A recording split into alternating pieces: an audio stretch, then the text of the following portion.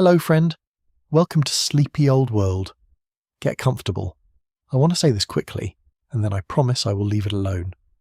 If you like this kind of storytelling, if the slow kind of history is the kind that helps you switch off at the end of a long day, a like or a subscribe genuinely helps this little channel keep going, and it costs you nothing. What I would love to know is where you are listening from tonight. Maybe you're curled up somewhere in Ohio with a fan humming softly in the corner of the room. Maybe you're in a quiet flat in London with the window cracked open to let in a little of the night air. I read every one of those comments, even the ones that just say a place name and nothing else. All right, let your shoulders drop. Let your hands rest. Are you comfortable? Good. Let's go. Tonight we do not start on the grand staircase. Not yet. Everyone starts there. And we're not everyone. We will get there soon enough, I promise. We start instead on a quiet residential street in London, the morning of departure, where a car has just pulled up outside a tall townhouse, and a chauffeur is standing beside it, waiting, his breath faintly visible in the cool April air. A woman comes down the front steps a few minutes later, and she does not carry anything. Not a bag, not a case, not so much as a handbag clutched too tightly the way nervous travellers hold things. Someone else has already taken care of all of that. Hours ago, in a part of the morning she never had to think about at all. This is Lady Constance Ashworth Hale, 51 years old, a baronet's widow, and today, like every day of her adult life, the world simply arranges itself around her without her needing to ask. Here is the small, quiet strangeness worth sitting with before we go any further. For most people, a journey begins with decisions. What to pack, what to leave, how early to wake, whether the trip is even affordable in the first place. For Lady Ashworth Hale, the journey has already begun without her, in the sense that her trunks left the house the previous afternoon. Her staff pressed and folded and packed on a schedule she never saw, and this morning, the only thing actually required of her is to walk down her own front steps and get into a car. The luxury does not start when she boards the ship. It started before she woke up. The drive down to Southampton takes the better part of the morning, past hedgerows and small grey towns and fields just beginning to green with early spring, and Lady Ashworth Hale reads a little, dozes a little, thinks about her late husband a little, the way she does on most long drives now, 3 years on from losing him. And then, somewhere past the outskirts of Southampton, the car rounds a bend near the docks, and there she is. Black hull rising what feels like several stories above the dockside. 4 enormous funnels painted in the white star lines buff and black. A crowd already gathering along the quay. Small figures dwarfed by the sheer scale of the thing in front of them, straining upward to take in a ship that does not look, from this angle, like something that ought to float at all. Even Lady Ashworth Hale, who has crossed the Atlantic 11 times before this morning and generally regards the whole business with a certain practised boredom, feels something catch in her chest at the sight of it. She has seen enormous ships before. She has not, until this moment, seen this one. She boards within the hour, gangway leading her directly into a reception room finished in carved oak and soft electric light. The ship's single most impressive room offered up, quite deliberately, as the very first thing any first-class passenger ever sees of its interior. We will come back to her, and to that room, properly, a little later tonight. For now, let us leave her being shown to her suite, and travel instead 2 decks below, to the following morning, where a rather different woman is standing very still in the doorway of her own sitting room, holding a cup of chocolate that has gone slightly cold. Her name is Eleanor Whitfield, and she's looking at a bowl of fresh roses on the writing desk, doing the arithmetic in her head.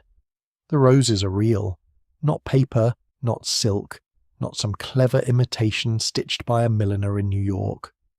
Real roses, cut that morning from stock the ship carried on board specifically for this purpose,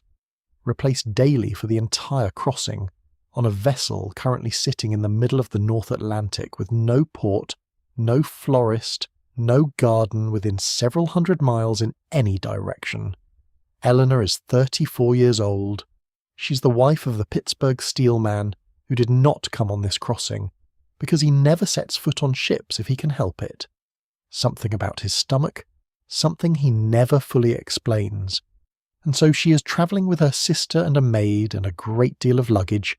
in a parlour suite on B deck that costs, for the two of them together with the private promenade, something in the neighbourhood of $4,500 for this one crossing. That is not a typo, and I am not going to round it for effect. $4,500 in 1912. A skilled factory worker in Pittsburgh, the kind of man whose labour built her husband's fortune in the first place, might earn $600 in an entire year. I find myself genuinely stuck on that number every time I come back to this story. Not because it is shocking exactly. We all sort of know the rich were rich, but because of what it buys her. It does not just buy her a bigger room. It buys her a room with its own front door onto a private deck, so that she never has to be seen by anyone she has not chosen to be seen by, on a ship carrying over 2,000 people. It buys her wood panelling carved in a style the White Star Line's designers borrowed wholesale from a French chateau, a coal fire that is not decorative but actually lit and actually warm, a bathroom with hot and cold running seawater as well as fresh,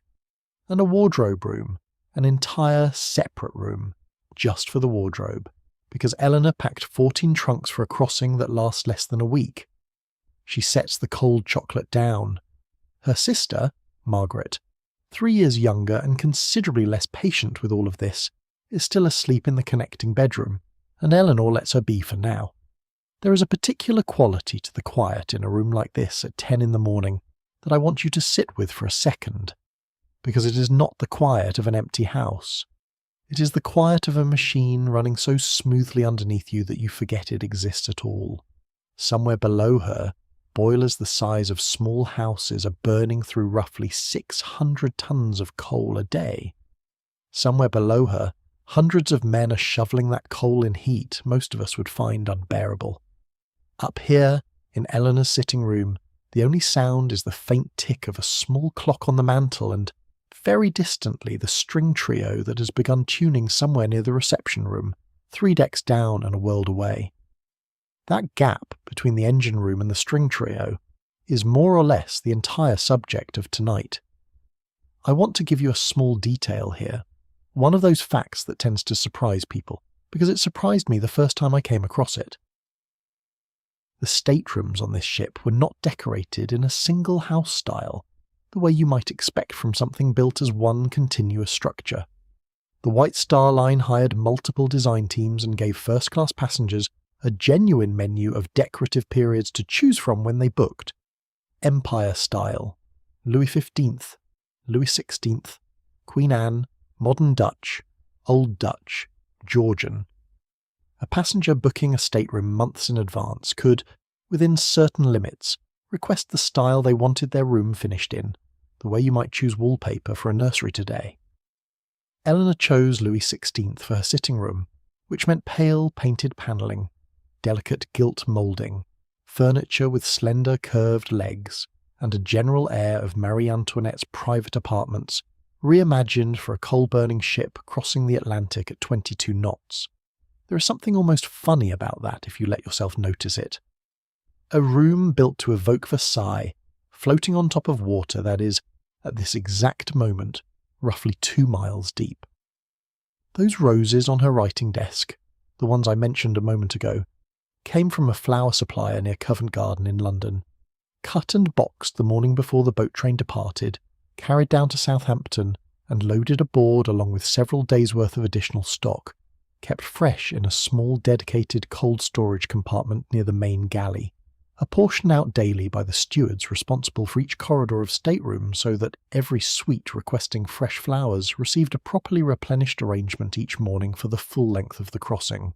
It is a small operation within the ship's much larger catering apparatus, easily overlooked next to the wine cellar or the bakery, and yet it required its own careful planning, its own precise accounting of how many blooms a 6-day crossing for several hundred first-class passengers would actually consume. Someone in a London office weeks before Eleanor ever boarded doing exactly the kind of quiet, unglamorous arithmetic that made her own morning arithmetic, the doorway, the chocolate, the $4,500 possible in the first place. Margaret stirs in the next room. Eleanor hears the creak of the bed frame, the particular sigh her sister makes every morning of her life, and goes to the connecting door. She appears in the doorway in her wrapper, hair still in its overnight plait, blinking against the light coming through the porthole. She's not a morning person, and has never pretended otherwise, and the first thing she does, every single day of her life, is ask what time it is before she asks anything else. Eleanor tells her it is just past 10. Margaret groans in a way that makes her sound about 19 instead of 31 and drops into the small settee by the fire. Their maid, a quiet young woman who travels with them, and whose job today is entirely about hair and dressing rather than anything resembling housekeeping, has already laid out the morning dresses. Now here is something worth pausing on, because it is one of those details people genuinely do not expect. A woman of Eleanor's standing did not simply own a lot of clothes. She owned a wardrobe organised by function, almost like a uniform system, with a different outfit required for nearly every distinct segment of the day. There was a morning dress, practical and relatively plain for breakfast and the early hours. There was a walking or promenade costume for taking the air on deck, tailored, often with a matching coat sturdy enough for wind. There was a tea gown for late afternoon, looser, softer, almost a form of elegant undress, meant to be worn without a corset laced to its full tightness, because by 4 in the afternoon a woman had frequently been laced since 8 that morning, and her body needed the mercy of it. And then there was the dinner gown, the most elaborate garment of the day, worn for a meal that could stretch past 2 hours. On a 6-day crossing, that meant Ellen needed something in the range of 20 to 30 distinct outfits, not counting undergarments, not counting the furs, not counting the jewellery that had to coordinate with each one. 14 trunks starts to make a certain kind of sense once you actually count the changes. Margaret has her chocolate now, properly hot this time, brought up by the stateroom steward who knocked so softly neither woman quite registered the sound of it, only that a fresh pot had appeared where the old one had been. And here is a small thing I like, a detail I think about more than I probably should. The stateroom stewards on this ship were trained to be almost invisible in their timing, to knock, wait exactly long enough, and enter or withdraw based on whether they heard movement inside, an entire choreography built around never once catching a first-class passenger in a moment of undress or disarray. Whole systems of manners engineered into the architecture of service itself. The sisters talk for a while about nothing in particular, the way sisters do, about whether the sea is calmer today than yesterday, about a woman they met at dinner the previous evening whose diamonds Margaret found frankly excessive, about whether they ought to attempt the gymnasium before lunch or save it for tomorrow, and underneath the ordinary chatter, something else is happening that I want you to notice, because it will come up again later tonight. Margaret keeps glancing toward the porthole, toward the grey Atlantic light, in a way that has nothing to do with the weather. She has a letter in the pocket of her wrapper that she's not mentioned to her sister yet. We will come back to that. For now, let us leave the Whitfield sisters to their chocolate and their trunks, and travel 2 decks up and a considerable social distance away, to a suite where a very different kind of first-class woman is beginning her morning in a very different key. Her name is Lady Constance Ashworth Hale, and if Eleanor Whitfield's money is new enough that it still occasionally surprises her, still occasionally makes her stop and do the arithmetic in a doorway, Lady Ashworth Hale's money is old enough that she has never once in her life done that arithmetic, because it has simply never occurred to her that money is a thing one calculates, rather than a thing one simply has, the way one has eye colour or a family name. She is 51 years old, the widow of a baronet, and she has crossed the Atlantic 11 times before this crossing, which means she approaches the whole enterprise with something close to boredom, the particular fatigue of a woman who finds even genuine luxury faintly tedious because she has never known its absence. The suite itself is finished in Empire style, dark polished mahogany, restrained gilt, a colour palette of deep green and burgundy that reads, next to Eleanor's pale gilded Louis XVI rooms 2 decks below, almost severe. This is not an accident, and it is not a coincidence of taste. It is, in its way, a kind of statement, because the difference between a room dressed to look wealthy and a room dressed by someone who has simply never had to think about what wealth looks like is a real and visible difference, and the White Star Line's designers understood that difference well enough to build rooms that could hold both kinds of passenger without either feeling misplaced. Lady Ashworth Hale travels with a lady's maid, Prentice, who has been with her for 19 years and who could at this point dress her employer with her eyes closed, and frequently seems to. There is an ease to their mourning that Eleanor's suite, 2 decks below, does not yet have and perhaps never will, not because Eleanor lacks money, but because Eleanor's whole life still carries the faint electric charge of arrival, of having gotten somewhere, while Lady Ashworth Hale's life carries no charge at all. She has always been here. She cannot remember not being here. She sits at her dressing table while Prentice works through her hair, silver now for a decade, and dressed simply compared to the elaborate confections still fashionable among younger women, and looks not at her own reflection but past it, out through the porthole, at the same grey Atlantic that Margaret Whitfield was staring at 2 decks below with a letter in her pocket. Lady Ashworth Hale is travelling to New York for her niece's wedding, an obligation more than a pleasure, and she is thinking, as she often does on crossings, about her late husband, who loved these ships in a way she never quite managed to, who used to stand at the rail for an hour at a time doing nothing at all, and who has now been dead 3 years, long enough that the grief has settled into something quieter and stranger, a kind of low ongoing hum rather than a wound. Here is the emotional paradox sitting underneath all this polish, and I think it is worth naming plainly. Lady Ashworth Hale has more freedom, in the practical sense, than almost any woman on this ship. No husband to answer to, considerable independent wealth, the standing to do more or less as she pleases within the bounds of what is considered respectable for a woman of her age and rank, and she has never in her life felt less free, because the rules that governed her at 20 still govern her at 51, only now there is no one left to perform them for, and she keeps performing them anyway, out of habit, out of a kind of loyalty to a version of herself she is not sure still exists. Prentice finishes the hair and moves to the dress, a walking costume in a deep grey-green wool that will do for the morning, structured through the shoulder and waist in the particular way that fashionable tailoring in 1912 demanded, a silhouette built around a long, smooth line rather than the exaggerated curves of a decade earlier. Fashion had shifted, in the years just before the war, towards something straighter, something that suggested movement rather than stillness, and even a woman as fundamentally traditional as Lady Ashworth Hale had absorbed that shift into her wardrobe without particularly noticing she had done so. This particular maid deserves a moment, because 19 years is a genuinely long time for any 2 people to share the particular intimacy that a lady's maid and her employer share, closer in some respects than most marriages, privy to a woman's body and her private grief and her half-formed thoughts spoken aloud while being dressed, and yet bounded always by the strict architecture of employment, never quite friendship in the way the word is normally used, though something that has, over 19 years, come to resemble it more closely than either woman would probably admit aloud.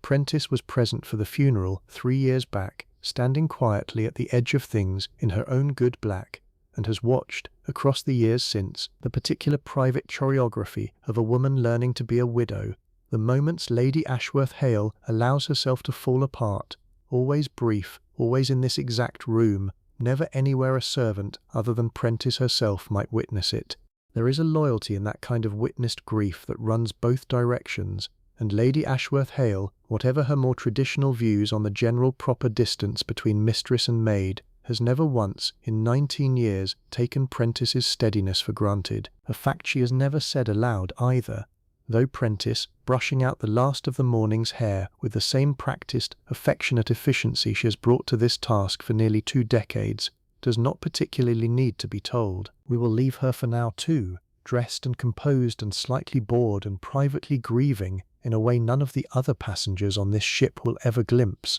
and travel to a 3rd stateroom, considerably smaller than either of the first 2, on a lower deck within first class, where the accommodations are still unmistakably luxurious by any ordinary standard, and still, within the internal hierarchy of this particular ship, a distinctly more modest tier. Here we find Dorothy Reyes, 26 years old, travelling with her aunt and uncle, in a single cabin rather than a suite, without a connecting sitting room, without a private promenade, without a maid of her own, sharing instead the services of a stewardess assigned to her section of the corridor. Dorothy's uncle made a comfortable fortune in citrus groves in California, comfortable enough to afford first-class passage for the three of them, not comfortable enough to afford the kind of accommodation Eleanor Whitfield occupies 2 decks up. And this matters, because one of the things people misunderstand about first class on this ship is that it was never one single experience. It was a whole graduated hierarchy in itself,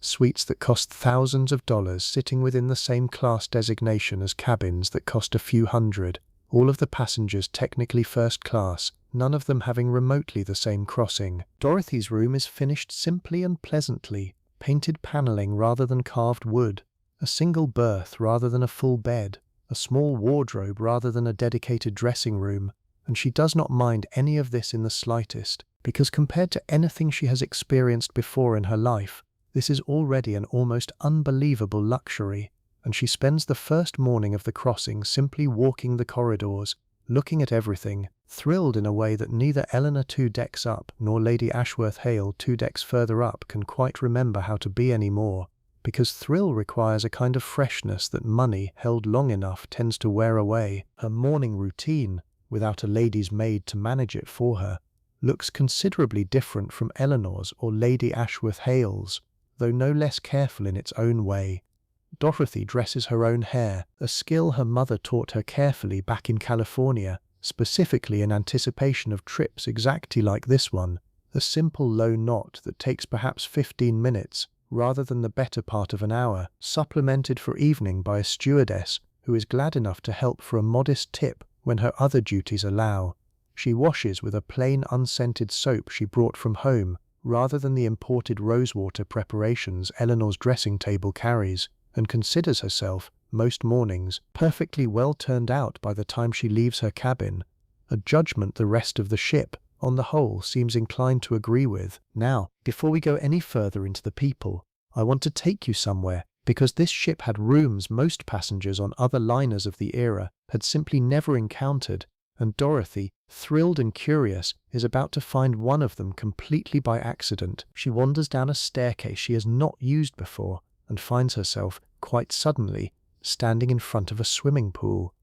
Not a small novelty tub, but a genuine swimming bath, tiled in white, filled with heated seawater kept at a temperature considerably warmer than the ocean outside, available to first-class passengers at scheduled hours through the day, with separate times set aside for men and for women, because mixed bathing was not yet the done thing in 1912, not on a ship of this social standing.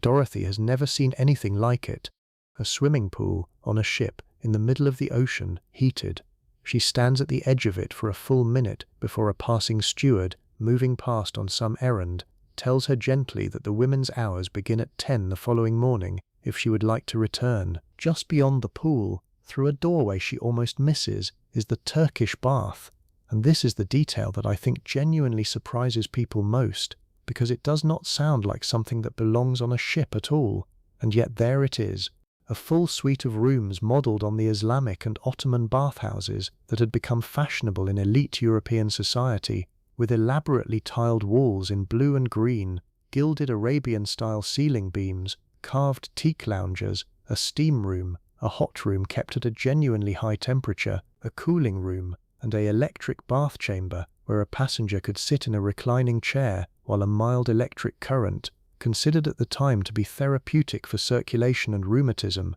passed gently through the water around them. Women had their own scheduled hours here as well, separate from the men's, and a session in the Turkish bath cost an additional fee on top of the fare, one of the relatively few amenities on board that was not simply included, which tells you something about how thoroughly luxurious it was considered, even by the standards of a first-class ticket. There was a gymnasium too, fitted with mechanical exercise equipment that looks, in photographs, almost startlingly modern, rowing machines, a mechanical camel meant to simulate horseback riding, an electric cycling machine, all of it operated under the supervision of an instructor whose job was part fitness, part gentle theatre, since a good many passengers came less to actually exercise than to be seen briefly exercising in the particular way that new health fashions among the wealthy have always carried a social as well as a physical dimension, and up on the boat deck, tucked along the enclosed promenade, was the Veranda Café, a room built to feel deliberately like an outdoor Parisian sidewalk terrace despite being fully enclosed against the weather, with ivy trellised up trailing along the walls, real ivy, cared for daily, wicker furniture rather than the heavier upholstered pieces found elsewhere on the ship, and windows that let in more natural light than almost any other public room on board. It was here that many first-class women preferred to take their afternoon tea, not in the grander and more formal lounge, but here, in the light, among the ivy, in chairs that felt casual even though nothing about the ship, ultimately, was ever truly casual. Dorothy will find her way to the Veranda Café by the afternoon, and so, separately, at almost exactly the same hour, will Eleanor Whitfield, and so will Lady Ashworth Hale, though the three of them will sit at three entirely different tables, among three entirely different circles of acquaintance, in a room small enough that they will each, at some point during the crossing, notice one another across it without ever quite being introduced. There is a version of this same room, smaller and even more determinedly Parisian in character, tucked just alongside it, a sort of sidewalk café rendered in miniature, wrought iron chairs and small round tables meant to evoke the pavement cafés of the Champs-Élysées rather than the grander wicker-furnished veranda next door. It became, over the course of the crossing, a favoured spot for a slightly younger, slightly less formal set of passengers, the kind who wanted coffee and pastry and conversation without the fuller ceremony of afternoon tea in the main lounge, and it is here, on the second afternoon, that Eleanor first properly notices Lady Ashworth Hale across the room, an older woman in dark green wool with an unmistakable air of complete unhurried self-possession, and finds herself, for reasons she could not have entirely explained, faintly curious about her, the way you sometimes are about a stranger who seems to be entirely, comfortably, herself in a room where nearly everyone else is working, whether they know it or not, at least a little. Let me take you back for a moment, briefly, to that same departure morning, because there is a piece of it I have not shown you yet, and it belongs to a rather different journey than the one Lady Ashworth Hale made in her chauffeured car. Eleanor and Margaret came up to Southampton by train that morning, the boat train running directly from London's Waterloo station, timed precisely to deliver its passengers to the dockside, with a comfortable margin before departure, and the two of them spent the ride watching the English countryside slide past the window in the particular grey, damp green light of an English April, considerably less composed about the whole business than Lady Ashworth Hale had been in her car, both of them pressed to the glass like schoolgirls the moment the ship herself finally slid into view. Boarding itself, for first-class passengers, was a relatively brisk and well-managed affair, tickets checked, luggage already sent ahead separately to be stowed by stewards before the passengers themselves ever set foot aboard, and Eleanor and Margaret made their way up the gangway perhaps an hour behind Lady Ashworth Hale, neither party yet aware the other existed. The departure itself, early that afternoon, drew crowds along the dock several deep, waving, calling out farewells, a band playing somewhere near the terminal, and there was a moment of genuine drama that few of the first-class passengers watching from the rail fully understood in the instant it happened, when the enormous suction created by the ship's movement away from the dock caused the mooring ropes of a much smaller liner berthed nearby to snap, swinging its stern out toward open water in a scene that drew gasps and a flurry of urgent activity from tugboats before the smaller vessel was brought safely back under control, a near miss that several passengers would discuss over dinner that first evening with a kind of nervous, thrilled fascination already on the very first afternoon, sensing that this particular crossing was going to be one they remembered. Let us talk about what these women were actually wearing, because the word Edwardian tends to conjure a single vague image, lace and big hats, and the reality was considerably more specific and considerably more interesting than that. By 1912, fashion had moved a full step past the exaggerated hourglass silhouette of the 1890s towards something narrower and more fluid, sometimes called the S-bend giving way to a straighter line. influenced heavily by the designer Paul Poiret, who had spent the previous several years arguing publicly that the rigid corset was an instrument of unnecessary suffering and pushing his wealthiest clients toward looser, higher-waisted silhouettes borrowed loosely from classical and even Orientalist sources. Not every woman on this ship had embraced that shift equally.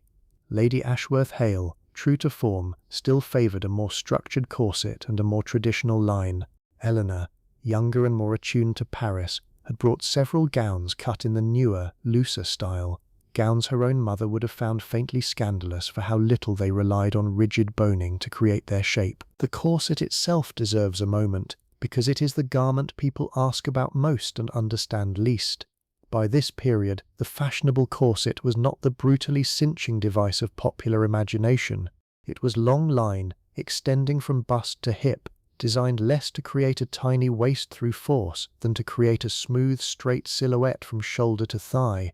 the kind of line a straight, narrow skirt required underneath it. Women laced themselves, or were laced by their maids, to a degree of tightness that varied enormously by individual tolerance and occasion, tighter for an evening gown that would be seen and judged, looser for the tea gowns worn in the privacy of one's own sitting room, which is precisely why the tea gown existed as a category in the first place, as a small daily mercy built into the schedule. Furs mattered enormously for a spring crossing of the North Atlantic, where the deck could be bitterly cold even as the public rooms stayed warm, and women of Eleanor's and Lady Ashworth Hale's standing had packed accordingly, sable for evening, sealskin or ermine-trimmed coats for the deck, smaller fox stoles for indoor wear in rooms that ran cool. And then there was the jewellery, which on a ship like this travelled not casually, but under real security, often locked in the ship's safe between wearings and retrieved by arrangement with the purser's office for the evening it was needed.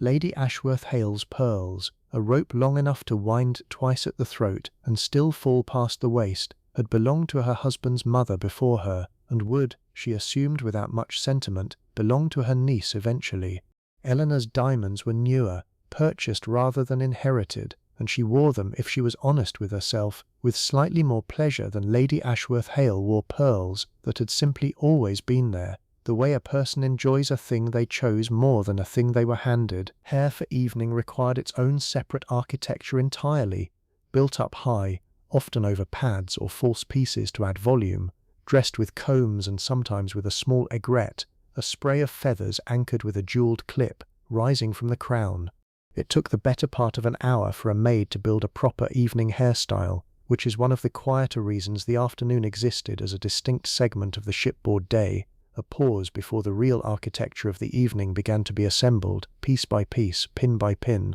Gloves and fans deserve a small mention too, because they carried a set of unspoken rules that most of the women aboard this ship had absorbed so thoroughly, from girlhood onward, that none of them would have described these rules as rules at all, simply as manners. Long gloves, reaching well past the elbow, were essentially mandatory for evening wear, removed only at the dinner table itself, and only part way, the hand freed for eating while the rest of the glove remained in place, a small sartorial compromise most women managed so smoothly that a newcomer to this world would hardly notice the maneuver happening at all. A fan, carried into the dining saloon or the lounge on a warm evening, served its obvious practical purpose, certainly. The rooms could grow close with several hundred people and as many candles and lamps burning at once, but it had also carried, in earlier decades, an entire secondary language of flirtation and signal. Fan held a certain way to indicate interest,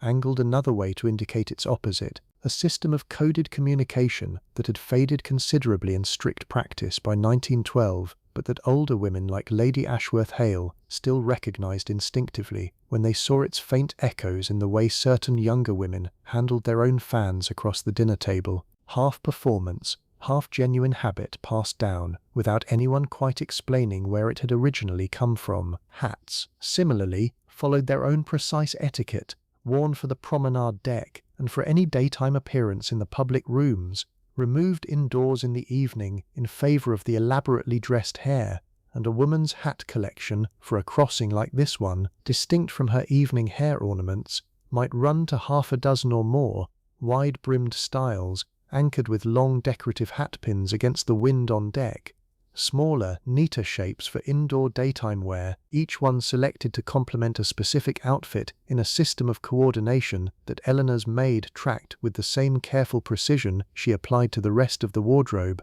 A small private ledger of which hat belonged with which walking costume that existed nowhere on paper, only in the maid's own carefully maintained memory. Eleanor and Lady Ashworth Hale and Dorothy were, it is worth saying plainly, moving through a first-class passenger list that genuinely did include some of the wealthiest and most prominent people of the entire era, names that would have been instantly recognizable to nearly anyone reading a New York Society page in 1912. Industrialists and mine owners and department store proprietors and their families, a concentration of real fortune aboard this single ship that has rarely been matched on any single vessel before or since. Our three women move past these genuinely famous fellow passengers in corridors and dining rooms across the crossing, without any of them ever becoming the center of this particular story, glimpsed at a distance the way any of us might glimpse a recognizable face across a crowded room, present, real, but not the point of the evening. By early evening, the ship has changed its character entirely, the way certain houses do when the light shifts, and the center of that change is the grand staircase, which everyone has seen a version of in photographs, but which is worth actually standing inside of for a moment, in your imagination, because photographs flatten a thing that was never meant to be flat. It rises through several decks under a wrought iron and glass dome that lets in real daylight during the day, and, by evening, is lit instead by a large ornamental wrought iron and bronze lamp fixture at its base, and by electric light fitted discreetly into the carved oak paneling that climbs alongside the stairs. The carving itself borrows heavily from William and Mary period English design, deep relief work, garlands, scroll work, a large clock set into an oak surround at the first landing, flanked by two carved figures representing honor and glory crowning time, a piece of Edwardian symbolism so earnest it borders on the theatrical, and which nearly every first-class passenger, at some point during the crossing, is photographed standing beside, because it is, quite simply, the best backdrop on the entire ship, and everyone from Eleanor Whitfield to a first-class passenger's 12-year-old daughter seems to understand this instinctively. Descending it, on this particular evening, wearing the newer, looser-cut gown she brought from Paris, dark green with a fine metallic thread running through it, Eleanor pauses at the first landing the way a great many women pause there, not accidentally, and lets herself be seen for exactly as long as feels natural, and not 1 second longer. This is not vanity in the simple sense, it is a kind of currency. To be well-dressed, well-composed, and briefly visible at the base of that staircase is to register, in the collective and largely unspoken social ledger every first-class passenger is keeping on, every other first-class passenger, as a woman who belongs here. Somewhere below, in the reception room outside the first-class dining saloon, a small orchestra, 5 musicians on this particular evening rather than the full complement that sometimes gathered, is playing something light and unobtrusive, popular tunes and light classical pieces rather than anything demanding real attention, music meant to fill the air the way good lighting fills a room, present without insisting on itself. Passengers gather here before dinner is announced, standing in small shifting clusters, and this pre-dinner half-hour is,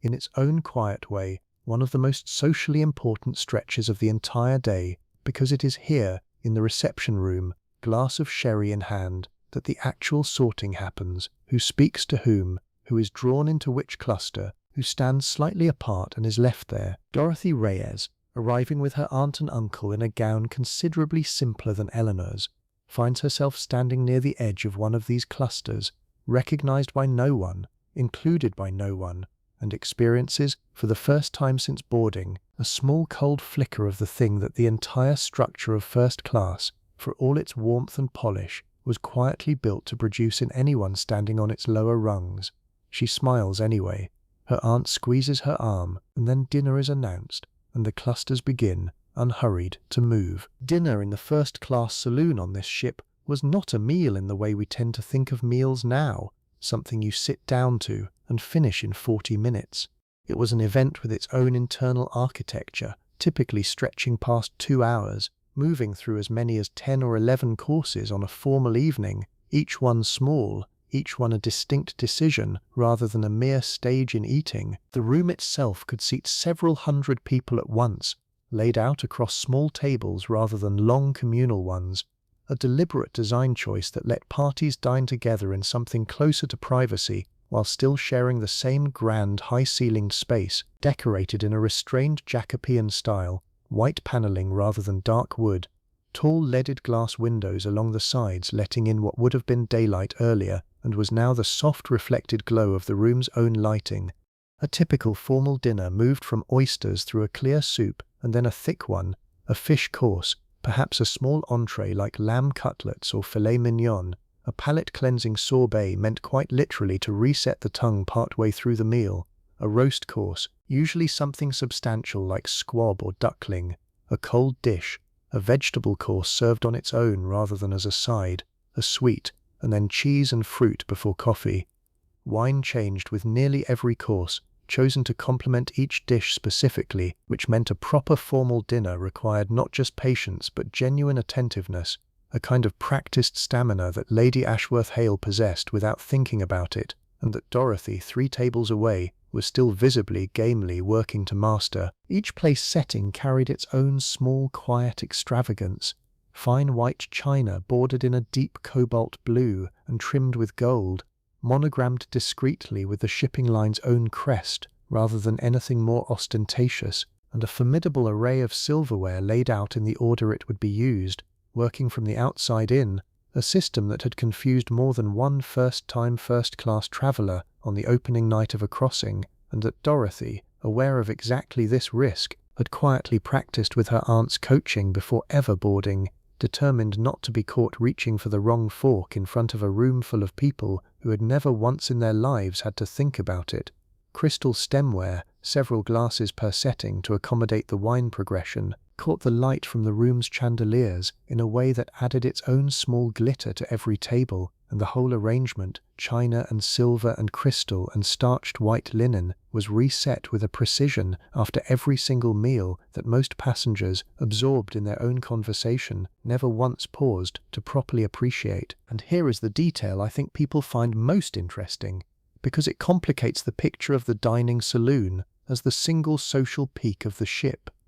There was another dining option entirely, the à la carte restaurant, sometimes called the Ritz restaurant, because it was operated under a separate management contract by a well-known Parisian restaurateur rather than by the ship's own kitchen staff, and dining there cost extra, on top of an already extraordinarily expensive first-class fare. It was smaller, more intimate, decorated in French style, with wall panels of a warm rose color, and it operated less like a fixed multi-course dinner and more like an actual restaurant, with a menu passengers chose from individually at whatever hour suited them within its operating window, seated at small tables lit by their own lamps rather than the grand overhead lighting of the main saloon. To dine in the à la carte restaurant rather than the main saloon was itself a statement, a way of signaling that the standard first-class experience, already the most luxurious dining most passengers would ever encounter, was still for you not quite enough of a distinction.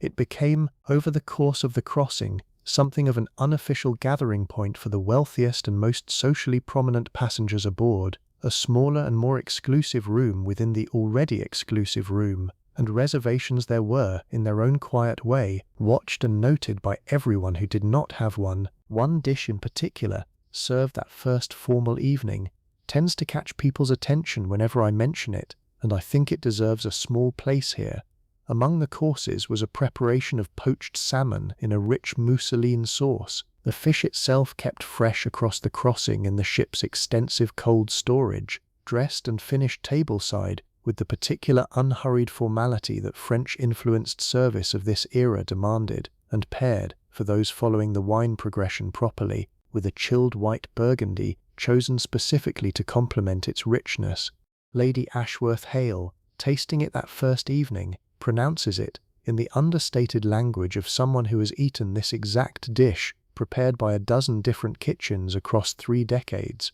perfectly correct, which from her is very nearly the highest praise available. The orchestra itself, the small ensemble whose music has drifted through nearly every scene we have visited tonight, deserves a word too, because these were not simply anonymous background musicians. They were professional players, several of them quite accomplished, engaged under contract for the crossing, expected to maintain an enormous working repertoire, popular songs, light classical pieces, waltzes and two-steps for dancing, all of it playable more or less on request, and to shift seamlessly between the reception room before dinner, the lounge after it, and, for a smaller subset of the musicians, the à la carte restaurant's more intimate atmosphere, sometimes performing for 12 or more hours across a single day in short rotating shifts, a demanding schedule that none of the passengers enjoying their music ever had particular cause to think about. Seating in either room was never accidental. The senior dining room stewards kept careful mental and sometimes written track of which passengers held which social standing, which families had travelled together before, whose company was sought and whose was merely tolerated, and arranged tables accordingly, a form of quiet, largely invisible social engineering that shaped a passenger's entire crossing more than almost anything else on board. To be seated at the captain's table when he dined in the saloon rather than privately was among the highest social honours available on the ship, and the invitations to it were extended with real deliberation, factoring in wealth certainly, but also charm, conversational skill, and a kind of social ease that money alone did not guarantee. Eleanor, this particular evening, is seated with her sister and two other American couples she met the previous day. Pleasant company, comfortable, unremarkable in the social hierarchy sense, exactly the kind of table a woman with new money and real charm tends to land at. Lady Ashworth Hale dines 2 tables away with an English couple she has known for over a decade, and a widowed clergyman's wife she finds tedious but tolerates out of long habit. And in the à la carte restaurant that same evening, a smaller party gathers around a table that includes, among others, a young Englishman whose name Margaret Whitfield has been carrying in her pocket in the form of a letter since that morning, though we are not quite ready to say why yet. After dinner, the ship does not so much end its evening as redistribute itself, passengers drifting off into whichever of the remaining public rooms suits their particular mood. And it is worth walking through a few of these rooms slowly, because the interior design of this ship was, in its own right, a genuine architectural achievement, one that most passengers absorbed without ever quite naming what they were responding to. The first-class lounge, sometimes called the drawing room, was modelled closely on the Palace of Versailles, specifically on the reception rooms of Louis XV's era, with elaborately carved white and gilt panelling, a marble fireplace, and a ceiling painted with a design borrowed from French decorative tradition. It was here that women gathered after dinner, while many of the men withdrew instead to the smoking room, a separation of the sexes after dinner that was standard practice for society of this class and period, not enforced by any written rule, but by a social expectation so deeply absorbed that almost no one on board thought to question it. That smoking room itself sat at the opposite end of the design spectrum entirely, panelled in dark mahogany, inlaid with mother-of-pearl in a Georgian style, deep leather chairs, a coal fire behind a wrought iron and stained glass screen depicting a small maritime scene, the whole room built to feel less like a ship's public space and more like the interior of an exclusive private gentleman's club in London or New York, which was, in fact, precisely the sensation its designers had been hired to produce. And then there is the Palm Court, connected to the veranda cafe we visited earlier in the day, which by evening took on a softer, more romantic character entirely. Real trailing ivy along white trellis work, wicker furniture arranged in small conversational groupings, the whole room lit gently enough that it became, without anyone officially designating it as such, the preferred spot on the ship for a particular kind of quiet, semi-private conversation, the sort that a formal lounge full of watchful eyes did not really permit. It is to the Palm Court that Margaret Whitfield slips away that evening, not long after dinner, telling Eleanor only that she wants a little air, which is technically true and almost entirely beside the point. Waiting for her, at a small table half hidden by the ivy trellis, is a young man named Henry Calloway, second son of an English shipping family, whom Margaret met, entirely by accident, on the first afternoon of the crossing, when a sudden roll of the ship sent her stumbling directly into him outside the reading and writing room, and whom she has now met, by considerably less accident on each of the 2 evenings since. This is the letter she has been carrying since morning. Not a love letter exactly, not yet, but close to one, written the previous night after their second meeting and handed to her that evening in the reading room, folded twice, pressed into her palm with a discretion that felt, to both of them, thrillingly conspiratorial. Henry is not, by any strict accounting, a match her family would object to on paper. Second sons of respectable English shipping families are perfectly acceptable in theory, but the timing is absurd. 6 days, a shipboard romance of the kind every chaperone on this vessel has been specifically trained to watch for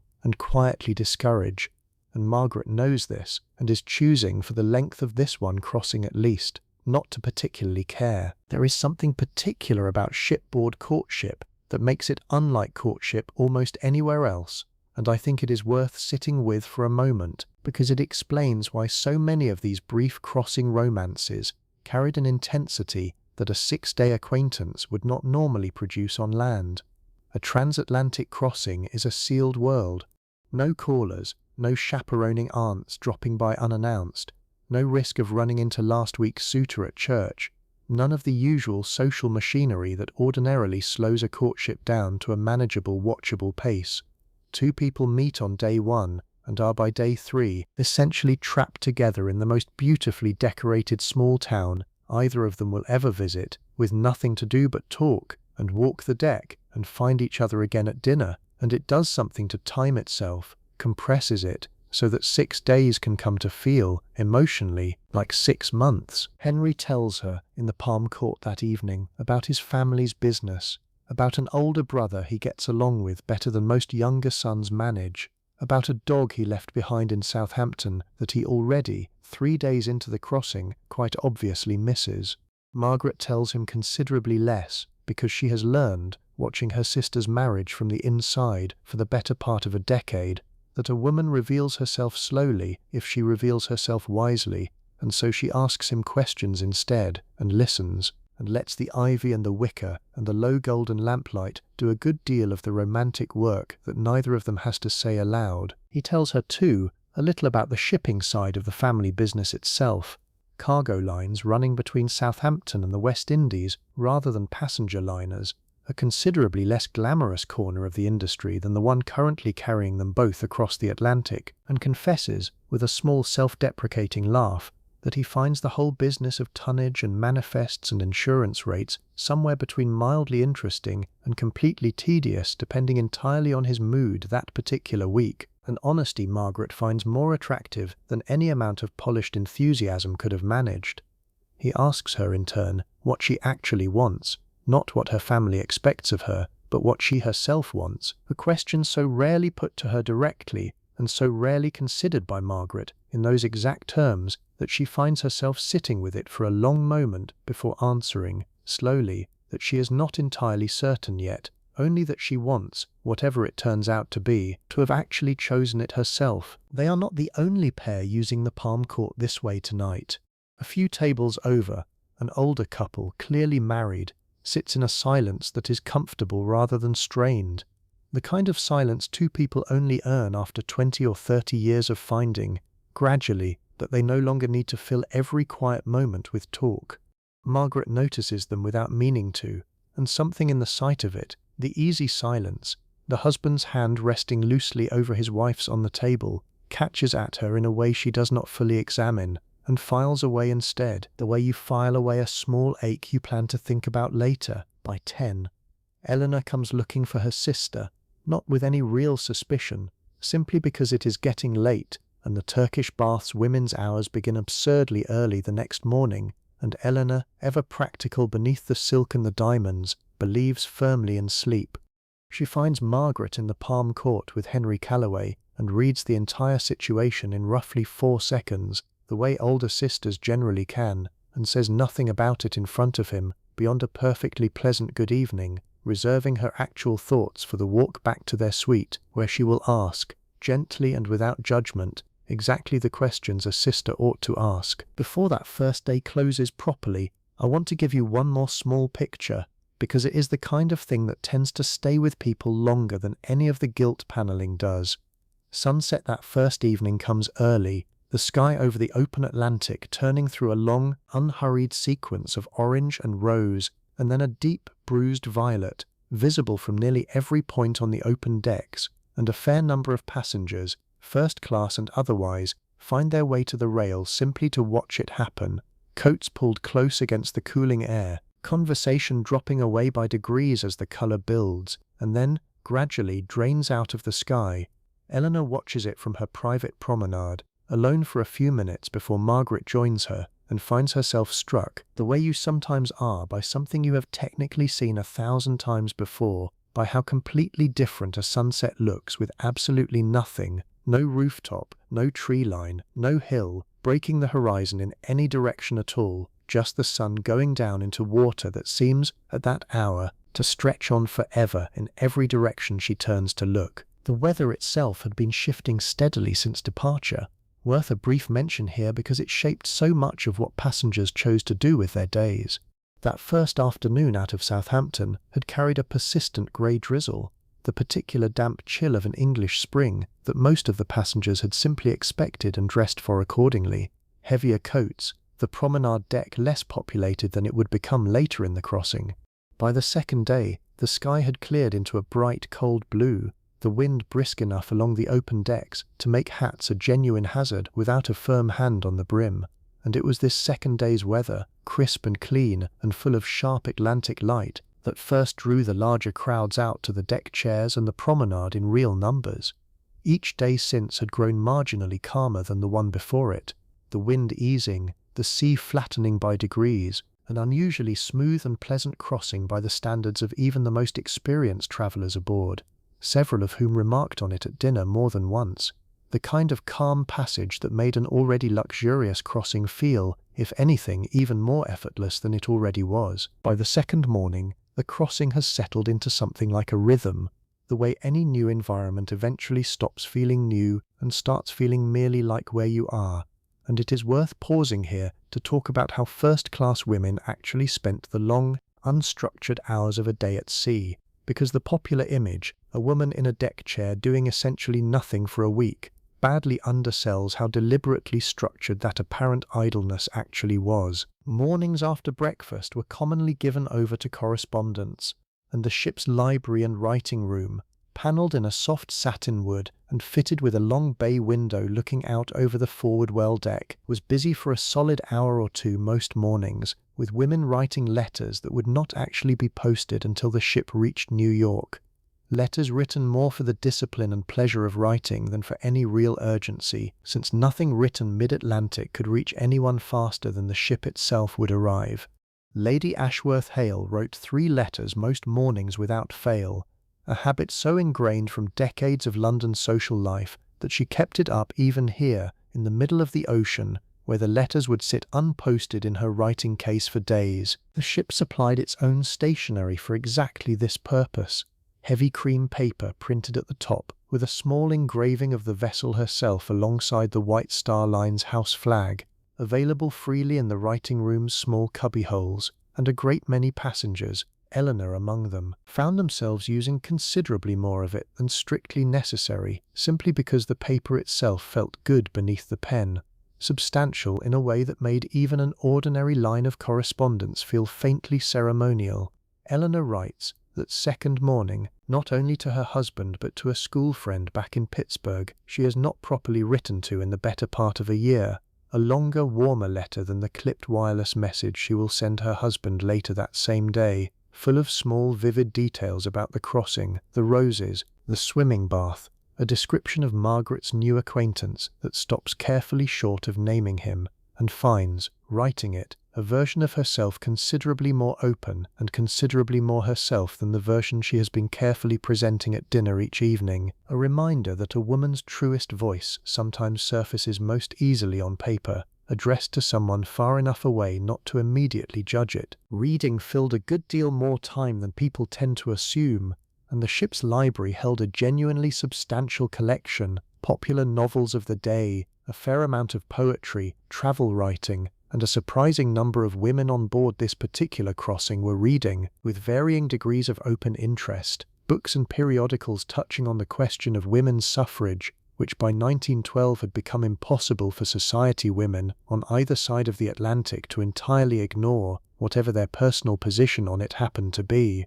The movement in England had grown increasingly militant over the previous several years: window smashing, arson, hunger strikes in prison, and the American movement, while generally less confrontational in its methods at this point, was gaining organizational strength and public visibility year over year. It was not, strictly speaking, polite dinner conversation. It came up anyway, constantly, in exactly the coded, careful way that genuinely contentious topics tend to surface among people who have all agreed, without ever saying so, that open argument is vulgar. Eleanor, at the writing desk that morning, finds herself in exactly this kind of conversation, with a woman at the next table, a Boston lawyer's wife who mentions, lightly, almost as an aside, that she attended a suffrage meeting the previous winter, out of curiosity, and came away rather more persuaded than she expected to be.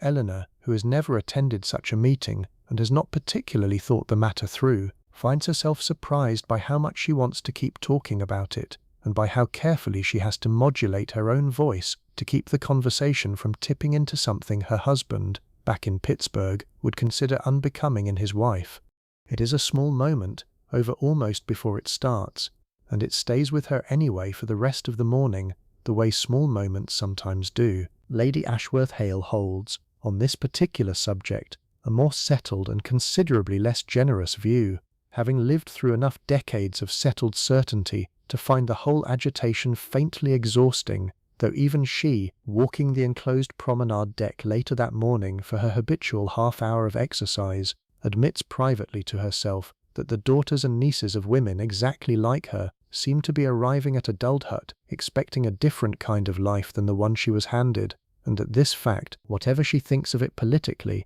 is simply and undeniably true, and probably not reversible. The promenade deck itself deserves its own moment here, because walking it was not merely exercise, it was a genuine social ritual with its own unspoken etiquette. Women in walking costumes and light coats making measured circuits of the deck in twos and threes, greeting acquaintances with a nod or a pause for brief conversation, never stopping so long that they blocked the flow of other walkers, never walking so fast that they appeared to be exercising with anything so undignified as actual effort. Deck chairs lined the rail in neat rows, each one available for the crossing to whichever passenger reserved it, marked with a small card bearing the passenger's name and a woman's chosen spot on the deck, close to the enclosed section or further out where the wind had real bite to it, said almost as much about her as her stateroom did. Before we get to the gossip itself, let me introduce you to one more woman aboard, because she belongs here and we have not met her properly yet. Miss Harriet Bell is 63 years old, has never married, and travels this crossing as she has travelled a good many crossings before it, as a paid companion and chaperone to a wealthy family's unmarried daughter, a role that occupies a strange and specific social position aboard a ship like this one, neither quite family nor quite staff, treated with a courteous but carefully maintained distance by the family that employs her, and regarded, by the other first-class passengers, with a kind of polite uncertainty about exactly how much attention she is owed. She dines with the family she serves, but rarely at its exact centre of conversation. She walks the deck at the same hours as everyone else, but generally alone, a half step behind whichever young woman she is currently minding. She has spent nearly 30 years now in exactly this role, for one family and then another as her charges married off and no longer needed her, watching, from this particular careful distance, an entire procession of other women's lives unfold, weddings and honeymoons, and now, in a few cases, the crossings of those same women's own daughters, while her own life has remained, by her own quiet choice as much as by circumstance, almost entirely without event. She is in fact the single best-informed woman on the entire ship regarding exactly the kind of gossip that circulates so carefully at afternoon tea, not because she seeks it out, but because a chaperone occupies a uniquely useful position for overhearing things, present in every room, attended to by almost no one, treated by the young women around her as something closer to furniture than to an actual listening person, and Harriet Bell has learned, across 3 decades of this particular invisibility, to hold what she hears with a discretion so complete that not one family she has ever served has had the slightest cause to regret employing her.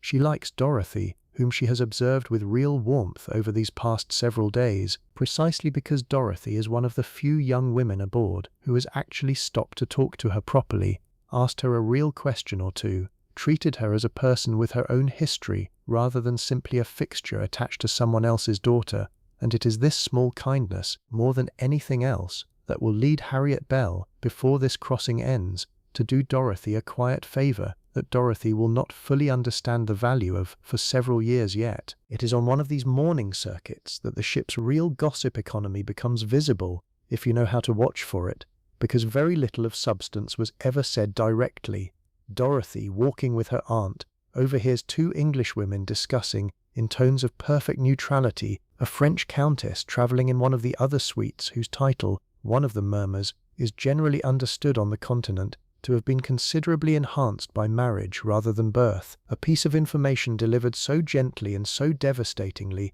that Dorothy nearly laughs out loud before catching herself. This is how it worked, this whole quiet machinery of reputation, not through open scandal, but through the careful surgical placement of a single fact, dropped where it would do the most damage with the least apparent malice. The American women on board and the English women on board circled each other that second day with a particular kind of wary fascination, because the two groups operated according to genuinely different rules, and each found the other's rules faintly baffling.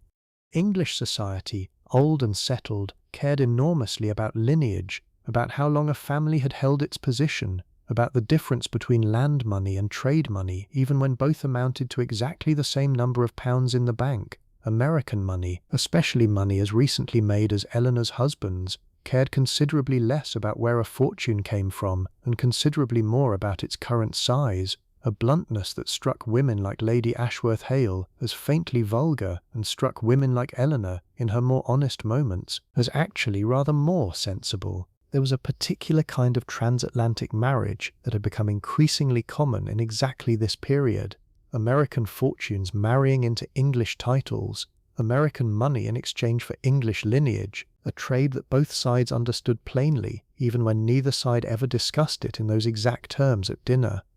Several of the women aboard this crossing had either made exactly this kind of marriage themselves, or had daughters currently being positioned toward one, and the whole delicate subject surfaced, in careful indirect fragments, across nearly every afternoon tea Eleanor attended that week. A specific and very of-the-moment anxiety layered on top of the older, more familiar anxieties about lineage and money that had governed both societies for generations before anyone thought to combine them quite this deliberately. Lady Ashworth Hale asked her opinion on the matter by a younger Englishwoman one afternoon in the veranda cafe, offers only that she has seen such marriages work out well and seen them work out badly in roughly equal measure, and that the money or the title, in her considerable experience, mattered rather less to the outcome than whether the two people involved actually liked each other, a piece of plain wisdom that the younger woman receives with visible surprise, as though genuine affection were a variable she had not previously considered including in the calculation at all. And then there were the smaller national contingents scattered through first class, a handful of French passengers, a few Germans, a Scandinavian family or two, each group forming its own small orbit at meals and in the lounges, polite across the boundaries, genuinely warm within them, the whole social ecosystem of the ship organizing itself, without any formal instruction, into these overlapping and shifting circles, the way water finds its own level. Dorothy, belonging fully to none of the grander circles, found herself instead adopted, gradually and without much ceremony, by a small cluster of other young women travelling in similarly modest first-class accommodations, daughters and nieces rather than the wives running their own households, and this looser, less hierarchical group turned out, over the following 2 days, to be considerably better company than the grander tables Dorothy had initially longed to be included in, a small private discovery that quietly reshaped how she thought about the whole trip. I want to tell you something about Eleanor now that I have been holding back, because it belongs here, in the quieter part of the second afternoon, rather than earlier, when we were still just getting to know her through her roses and her chocolate and her arithmetic in the doorway. Her husband did not stay behind because of his stomach. That is the version she gives at dinner tables, cheerfully, without hesitation, and it is even partly true, he genuinely does dislike ships. But the fuller truth, the one she has not said aloud to a single person on this vessel, including her own sister, is that the two of them have not been, for something close to a year now, entirely at ease with each other, not through any single dramatic rupture, but through the slow accumulation of small distances, missed dinners, a business partner's wife whose name comes up slightly too often, a warmth between them that has cooled by degrees, so gradual that Eleanor genuinely cannot point to the month it started.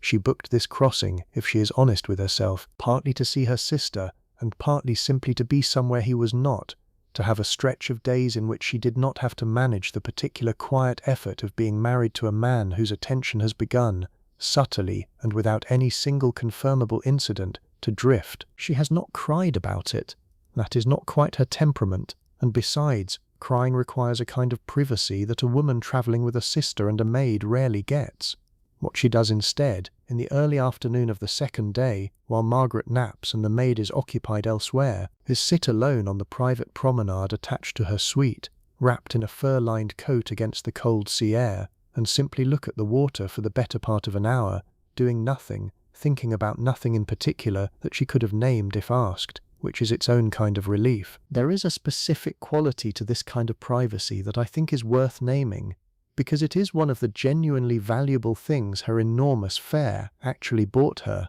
more valuable in this moment than the roses or the wardrobe room or the gilt panelling, a door she can close, a stretch of deck no one else can walk onto, an hour in which she does not have to be anyone's wife or anyone's sister or anyone's hostess, in which she can simply exist, watching grey water fold over itself in long unhurried patterns, thinking about a marriage she is not yet ready to name as troubled, out loud, to anyone, including herself. I find myself thinking, whenever I come back to this particular hour of Eleanor's crossing, about how differently privacy worked for a woman like Dorothy 2 decks below, who has no door of her own to close beyond the single narrow cabin she shares, in practice if not in official arrangement, with a constant awareness of her aunt and uncle just across the corridor.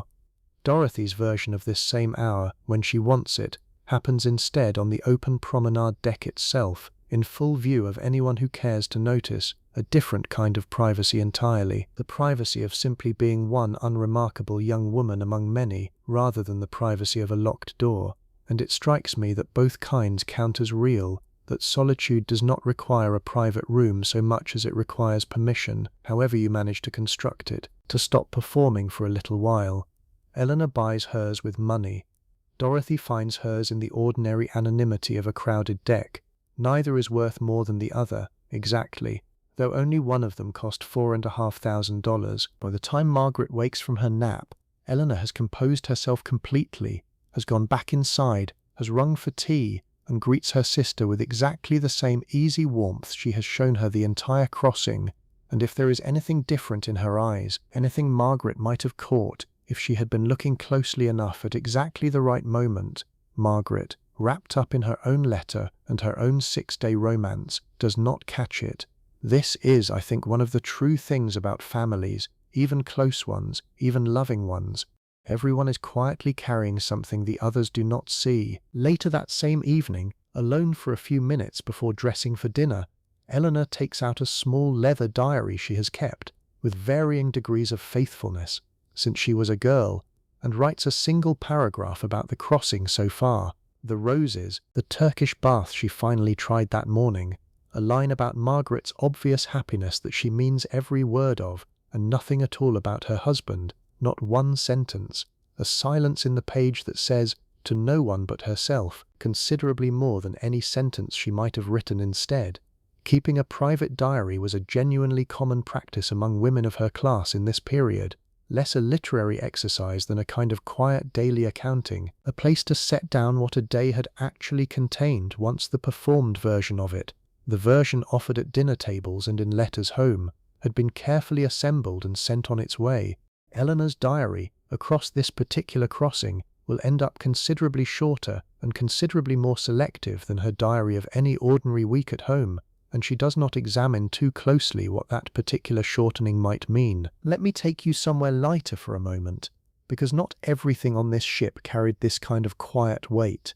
and the third morning of the crossing brings us to a room that most people picturing this ship never think to picture at all. The barber shop, tucked along one of the corridors on sea deck. The first-class barber shop was a small, brisk, thoroughly commercial little operation in the middle of all this grandeur, offering shaves and haircuts to the gentlemen aboard, certainly, but also functioning as something closer to a gift shop, selling postcards, cigars, souvenir ribbons printed with the ship's name, small brass models, the particular kind of trinket a passenger buys 3 days into a voyage as proof, later, that the voyage actually happened.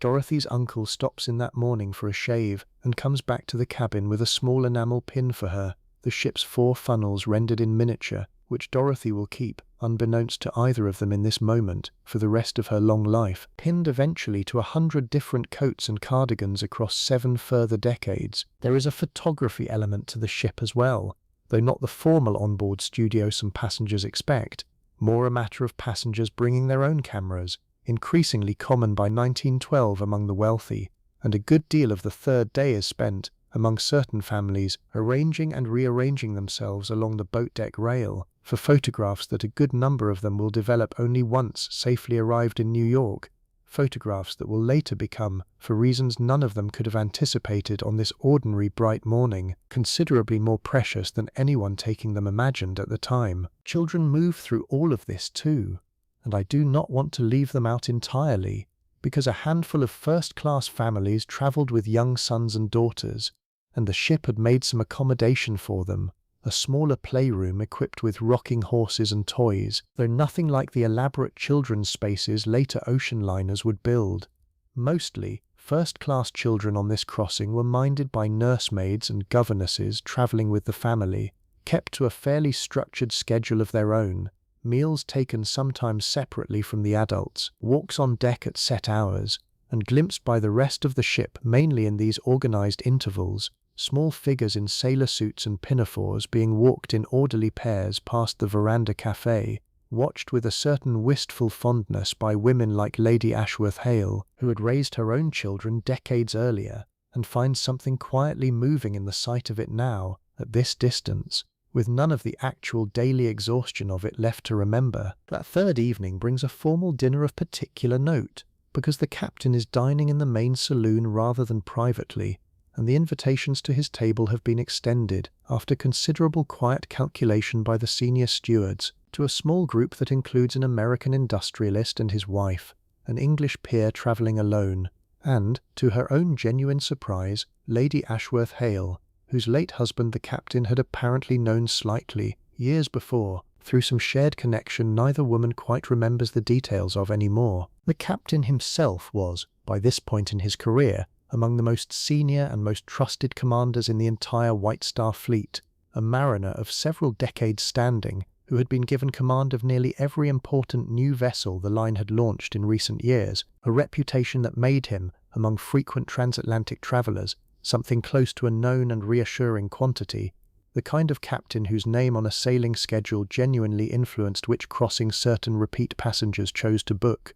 He moved through the ship's public rooms most evenings with an easy, practiced graciousness, a few words here, a nod there, the particular social skill of a man who had spent decades learning exactly how much of his attention each type of passenger required, and exactly how to distribute it so that everyone came away feeling personally acknowledged, without any one guest monopolizing more of the evening than was properly their due. She dresses with more care than usual that evening, not more elaborately. Her taste has never run toward excess, but with a kind of deliberate attention that Prentice notices and says nothing about.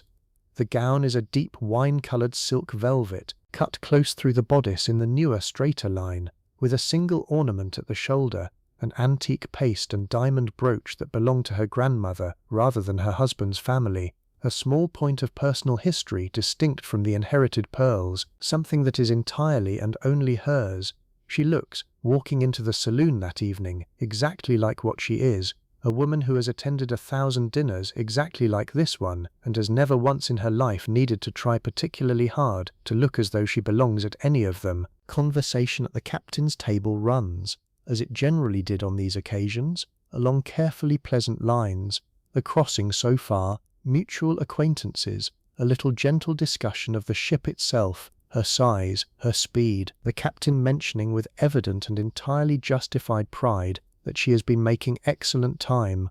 Lady Ashworth-Hale finds herself, somewhat to her own surprise, genuinely enjoying the evening, drawn out of the low grey mood that has hovered around her for most of the crossing by good food, better wine, and conversation with people who, unlike most of the passengers she has been polite to for 3 days, actually interest her. The English peer at the table, a widower himself, roughly her own age, turns out to be a genuinely engaging conversationalist, well-travelled, well-read, with a dry, understated wit that lands more than once across the meal, exactly where Lady Ashworth-Hale's own sense of humour lives, and there is a moment, over the fish course, when the two of them fall into a small private aside about a mutual acquaintance's notoriously dreadful hunting parties that leaves them both suppressing laughter in a way that draws a curious, faintly amused glance from the American industrialist's wife across the table. Nothing romantic passes between them, not on this particular evening, not in any way either of them would name as such,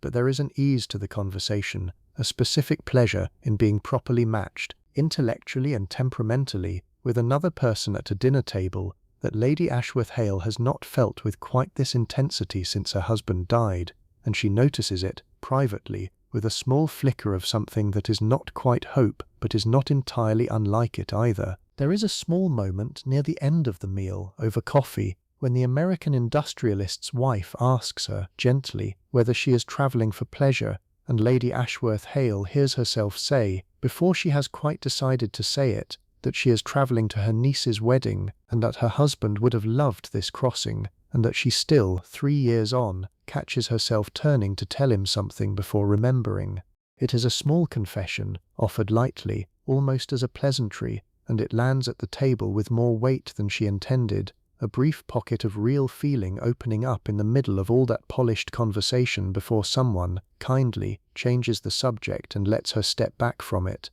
She is grateful for that kindness in a way she does not say aloud either. Later that night, after the captain's table has broken up and most of the ship has retired, Lady Ashworth-Hale does something she has not done on any of her previous 11 crossings. She goes out onto the boat deck alone, well past 11, in her fur coat over her evening gown, and simply stands at the rail. The deck at this hour is nearly empty, just her and, some distance off, a lone crew member on some late duty who does not approach or intrude. The night is extraordinarily clear, the kind of clarity you almost never get on land, with so many stars visible that the sky looks less like a scattering of individual points and more like a single continuous fabric with small gaps of black showing through it. There is no moon. The sea itself is unusually flat, almost glassy, none of the swell she remembers from previous crossings, and the ship moves through it with a smoothness that makes the whole scene feel less like travel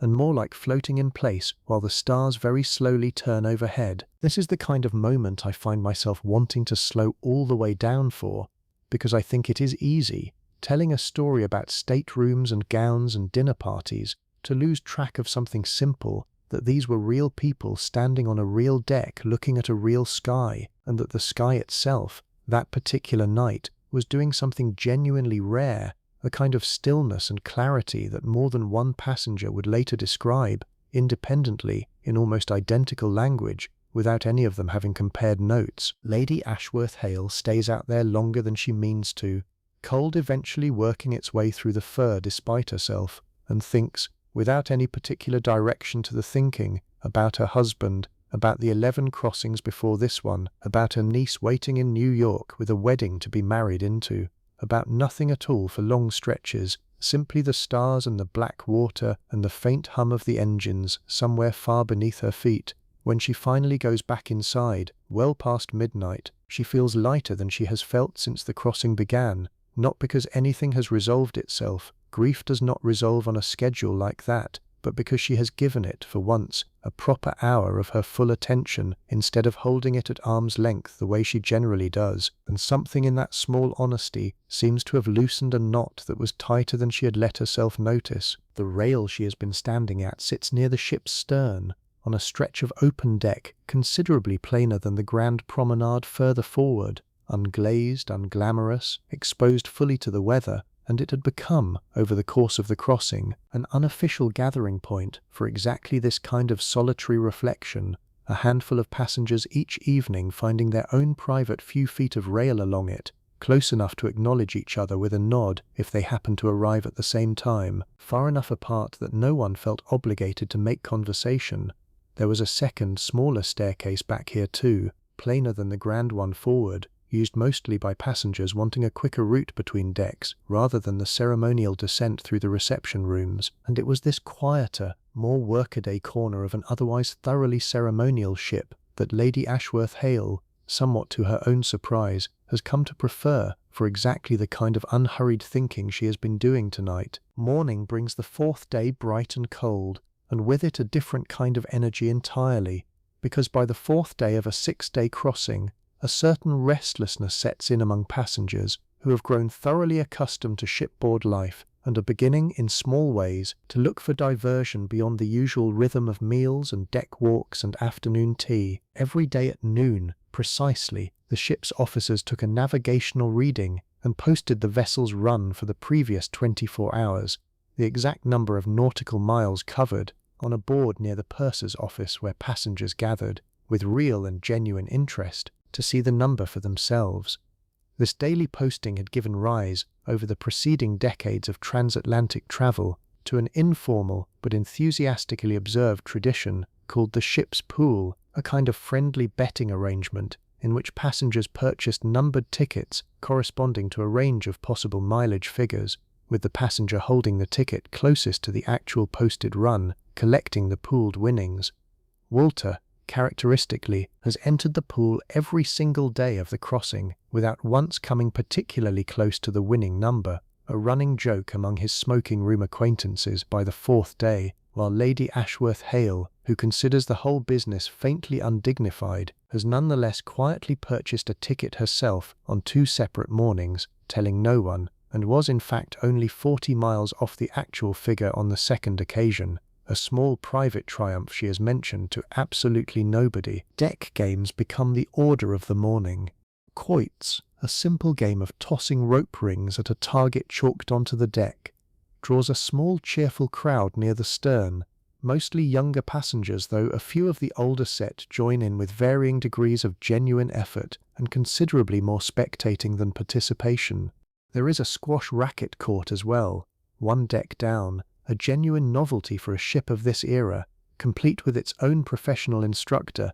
and a small spectators' gallery, and though squash is understood to be a gentleman's pursuit almost exclusively, several of the women aboard, Eleanor among them, stopped by that morning simply to watch, curious about a sport most of them have only heard described second-hand. Dorothy, drawn into the quoits game by her new circle of young friends, finds herself paired against a young Englishwoman named Cecily, whose family, it emerges over the course of a laughing, closely contested match, is not nearly so grand as her manner initially suggested, a minor detail that puts Dorothy immediately more at ease, and that the two of them, over the following hour, turn into the beginning of a real friendship, the kind built on the specific, unglamorous intimacy of two people discovering they are equally hopeless at throwing rope rings at a target, and equally willing to laugh about it. Lady Ashworth Hale watches a little of this quoits game from a deck chair nearby, not out of any particular interest in the sport itself,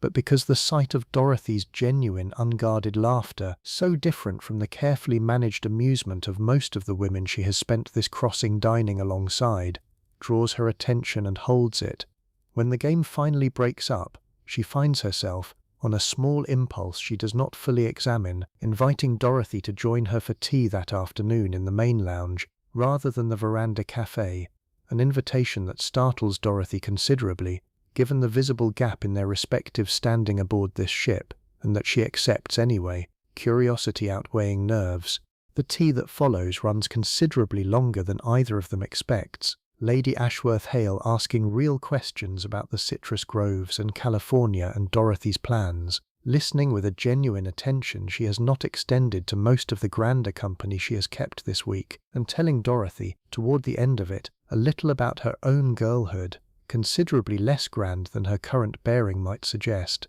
a reminder, offered gently and without any real drama attached to it, that even old money was new money once, a few generations further back than anyone at the captain's table generally cares to remember out loud. There is something quietly moving, I think, in watching these three women, Eleanor and Lady Ashworth Hale and Dorothy, each carrying her own private version of this crossing, gradually drift into contact with each other across these middle days, not through any grand orchestrated meeting, but through exactly this kind of small accumulated coincidence. A shared table at the veranda cafe, a quartz game watched from a deck chair, a moment of genuine curiosity that turns into an afternoon of real conversation. None of them will leave this ship best friends. The social distances between them are real and will mostly reassert themselves once ordinary life resumes on the other side of the Atlantic, but something has passed between them this week regardless, a kind of temporary permeability that a sealed, self-contained world like this one seems to encourage precisely because it has no ordinary future to protect, no reputation among mutual friends to manage, nothing at stake beyond these 6 particular days. And it is that permeability, more than the roses or the diamonds or the 11-course dinners, that I find myself thinking about most. Telling you this story tonight, earlier that same morning, a small commotion along the starboard rail draws a modest crowd, passengers hurrying over in their walking coats to see what has caught everyone's attention, and it turns out to be a pod of dolphins, a dozen or more of them, running alongside the ship for several minutes, breaking the surface in smooth silver arcs that draw genuine gasps and a fair amount of delighted pointing from passengers who, a moment before, had been engaged in nothing more exciting than their habitual morning circuit of the deck. Margaret and Henry, walking together at exactly this hour, watch the whole display side by side at the rail, and there is something in the shared, wordless pleasure of it, both of them simply watching, neither one needing to say anything clever about it, that settles between them more easily than any of their carefully constructed conversation has managed so far. The dolphins peel away eventually, back into open water, and the deck slowly resumes its ordinary rhythm, though a number of passengers mention the sighting at lunch that day, with the particular energized pleasure of people who have witnessed something genuinely wild in the middle of an experience built, in every other respect, almost entirely around human comfort and human design. Up on the boat deck that same 4th morning, tucked in a small enclosed space near the stern, a handful of dogs belonging to first-class passengers pace and doze in a dedicated onboard kennel, cared for daily by a crew member assigned specifically to their exercise and feeding, walked on a set schedule that a small devoted audience of passengers, children especially, gathers to watch each morning with genuine delight. A few of the grander passengers keep their dogs in their own staterooms instead, against the technical rules but rarely challenged when the passenger in question happens to be wealthy enough, and Dorothy, walking past the kennel that morning with Cecily, spends a happy 10 minutes simply watching a small white Pomeranian being walked in careful circles by a crew member who seems, from his evident affection for the animal, considerably fonder of this particular duty than of most of his others. There was a proper infirmary aboard as well,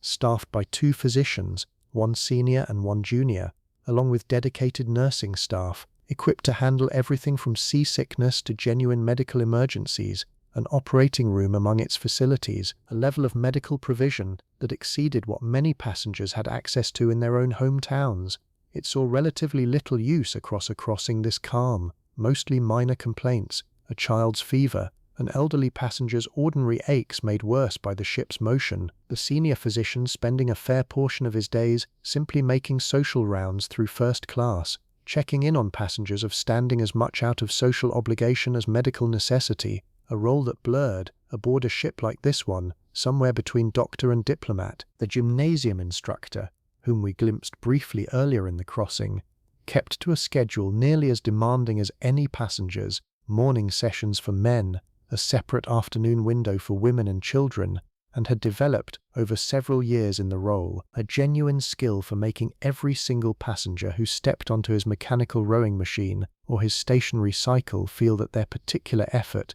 however brief or half-hearted, was both impressive and worthwhile. A small daily performance of encouragement that Lady Ashworth Hale, trying the rowing machine once out of curiosity on the 3rd day, and managing perhaps 90 seconds of genuine effort before declaring herself quite satisfied, found rather more entertaining than the exercise itself. Margaret and Henry, meanwhile, have graduated from the discreet corner of the palm court to something considerably more visible, a long walk together on the open promenade deck in full view of anyone who cares to notice, which by this point in the crossing includes a fair number of people, and Eleanor watches from a distance with an expression that mixes genuine affection for her sister's happiness with a rather more practical worry about what exactly is meant to happen to this romance once the ship docks in New York, and Henry, presumably, continues on to wherever his family's business actually requires him. She has not raised this question with Margaret directly yet. She is choosing her moment. That question arrives, in fact,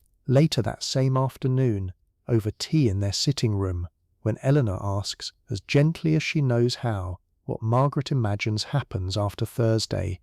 Margaret's answer surprises her. Margaret says she does not know, and does not particularly want to know yet, and would rather have 4 more good days of not knowing than spend what remains of the crossing worrying about a problem that has not actually arrived. It is, Eleanor privately admits to herself, not bad philosophy, and not so different, if she is honest, from what she has been quietly practicing herself for the last several days regarding a marriage she has also chosen not to examine too closely while at sea. Margaret, walking back to her own cabin later that evening, finds herself thinking about marriage in a way she has mostly avoided until this crossing, turning over, almost without meaning to, the different models of it she has watched up close across her own life. Her parents' marriage, warm but formal, built more on mutual respect than on anything she would call passion. Eleanor's marriage, which had looked from the outside for years like the golden standard, and which Margaret is only now watching her sister's careful unexamined silences at odd moments during this crossing,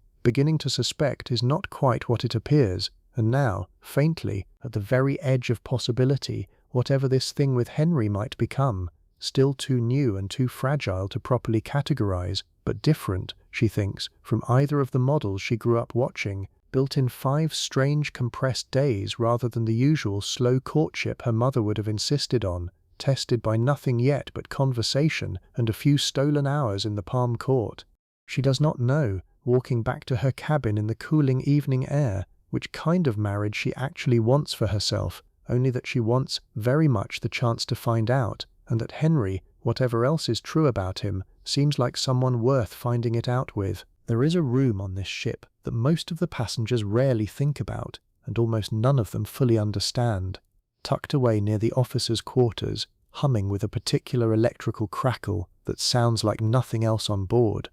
The Marconi room, staffed around the clock by 2 wireless operators, was in 1912 still a genuine marvel to most passengers, a way of sending and receiving messages across open ocean that had only become commercially available within the previous decade, and first-class passengers could, for a fee, send brief wireless messages to shore or to other ships, essentially a telegram sent through the air itself rather than down a wire. Eleanor sends one that 4th afternoon, a short message to her husband in Pittsburgh, a handful of words confirming the crossing is going smoothly and that she and Margaret are well, composed with the particular careful blandness of a woman who has decided, for now, not to say anything true in it at all. She stands at the counter near the purser's office where such messages are handed over, watches the clerk note it down for transmission, and feels a small, strange satisfaction in the sheer modernity of the thing, a few words about to leap invisibly across hundreds of miles of open water, while she stands here doing nothing more dramatic than waiting for a receipt. Lady Ashworth Hale, by contrast, finds the whole wireless business faintly unnecessary, the kind of modern convenience she can appreciate in the abstract without particularly wanting to use herself, and sends nothing, preferring to let her niece in New York simply wait for her arrival the old-fashioned way, in person, at the appointed hour, the way arrivals have always worked, and, in her private opinion, always should. It is through the wireless room, in a roundabout way, that the 4th day's real piece of gossip makes its way through the ship, because word travels among the officers and the more senior stewards first and then, inevitably, into first class itself, that the French Countess II of the Englishwomen were so delicately dissecting on the 2nd morning has sent no fewer than 6 separate wireless messages since boarding, each one addressed to a different recipient in New York, and that at least 2 of those recipients appear, from the operator's carefully guarded but not entirely leak-proof discretion to be men who are not her husband. The Countess herself remains, throughout all of this, perfectly serene at dinner each evening, entirely unaware or entirely unbothered that her private correspondence has become the single most discussed topic among a certain circle of first-class women, discussed, of course, in the same coded, deniable language as everything else. A raised eyebrow here, a meaningfully unfinished sentence there, the whole apparatus of shipboard reputation quietly grinding away beneath a surface that never once raises its voice. Let me take you into the library and reading room properly now, because I have mentioned it in passing several times without ever actually showing it to you, and it deserves a proper look. It sat on a deck, finished in a soft satinwood panelling, considerably lighter and more feminine in character than the dark mahogany of the smoking room 2 decks below, with tall bay windows along one side that filled the room with real daylight through most of the afternoon, comfortable chairs upholstered in a delicate floral chintz rather than the heavier leather found elsewhere,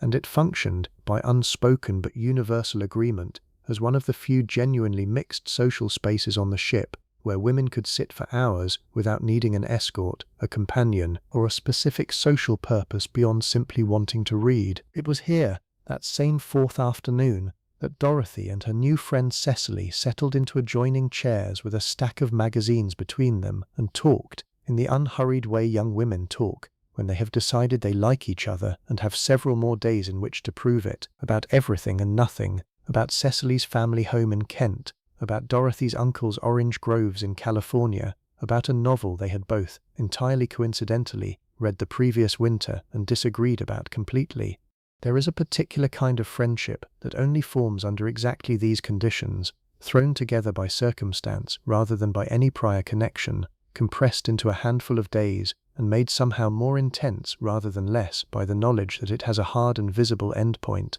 Dorothy would think of Cecily, on and off, for years afterward, in the specific way you think of someone you knew intensely and briefly, and then, through nothing but ordinary distance and ordinary life, never saw again. They talked too that afternoon, about the novel's ending specifically. Dorothy convinced the heroine made the right choice in refusing her wealthy suitor for the poorer man she actually loved. Cecily considerably more skeptical, arguing with real conviction that love is a good deal easier to prioritize in a novel than in an actual life that requires actual money to run a household on, and the two of them go back and forth on it with genuine energy, neither one particularly interested in actually winning the argument, both of them clearly enjoying the argument itself far more than either position within it. It is, Dorothy will think later, one of the truest measures of a real friendship forming. This specific pleasure in disagreeing without any of the careful diplomatic softening that disagreement usually requires among new acquaintances, a shorthand of trust built astonishingly fast, the way it sometimes is at exactly the right age, in exactly the right circumstances, with exactly the right person. Nearby, in one of the chintz chairs by the window, sat a woman neither of them knew, a widow travelling alone, somewhere in her early 40s, dressed in the plain, unrelieved black that a certain kind of respectable mourning still required well into a 2nd or even 3rd year after loss. She read steadily through the afternoon, a slim volume of poetry, and spoke to no one, and drew, from the room around her, the particular gentle deference that shipboard society extended to visible grief, a slight softening of voice from anyone who passed near her chair, an unspoken agreement that she was owed her solitude and would not be pressed into conversation she had not invited. She would appear, briefly, at dinner each evening, seated alone at a small table by explicit request, composed and correct and entirely, deliberately unreachable, and then would vanish back into her stateroom immediately after, and no one on board, across the full 6 days of the crossing, would ever learn her name or the particulars of who she had lost. Only the plain black dress and the poetry and the quiet, absolute privacy she had built around herself and that everyone, without exception, respected. Lady Ashworth Hale notices her too, in passing, once or twice across the crossing, and feels, each time, a small pang of recognition that has nothing to do with acquaintance and everything to do with a shared, unspoken membership in a category neither woman would ever describe using that word. She does not approach her.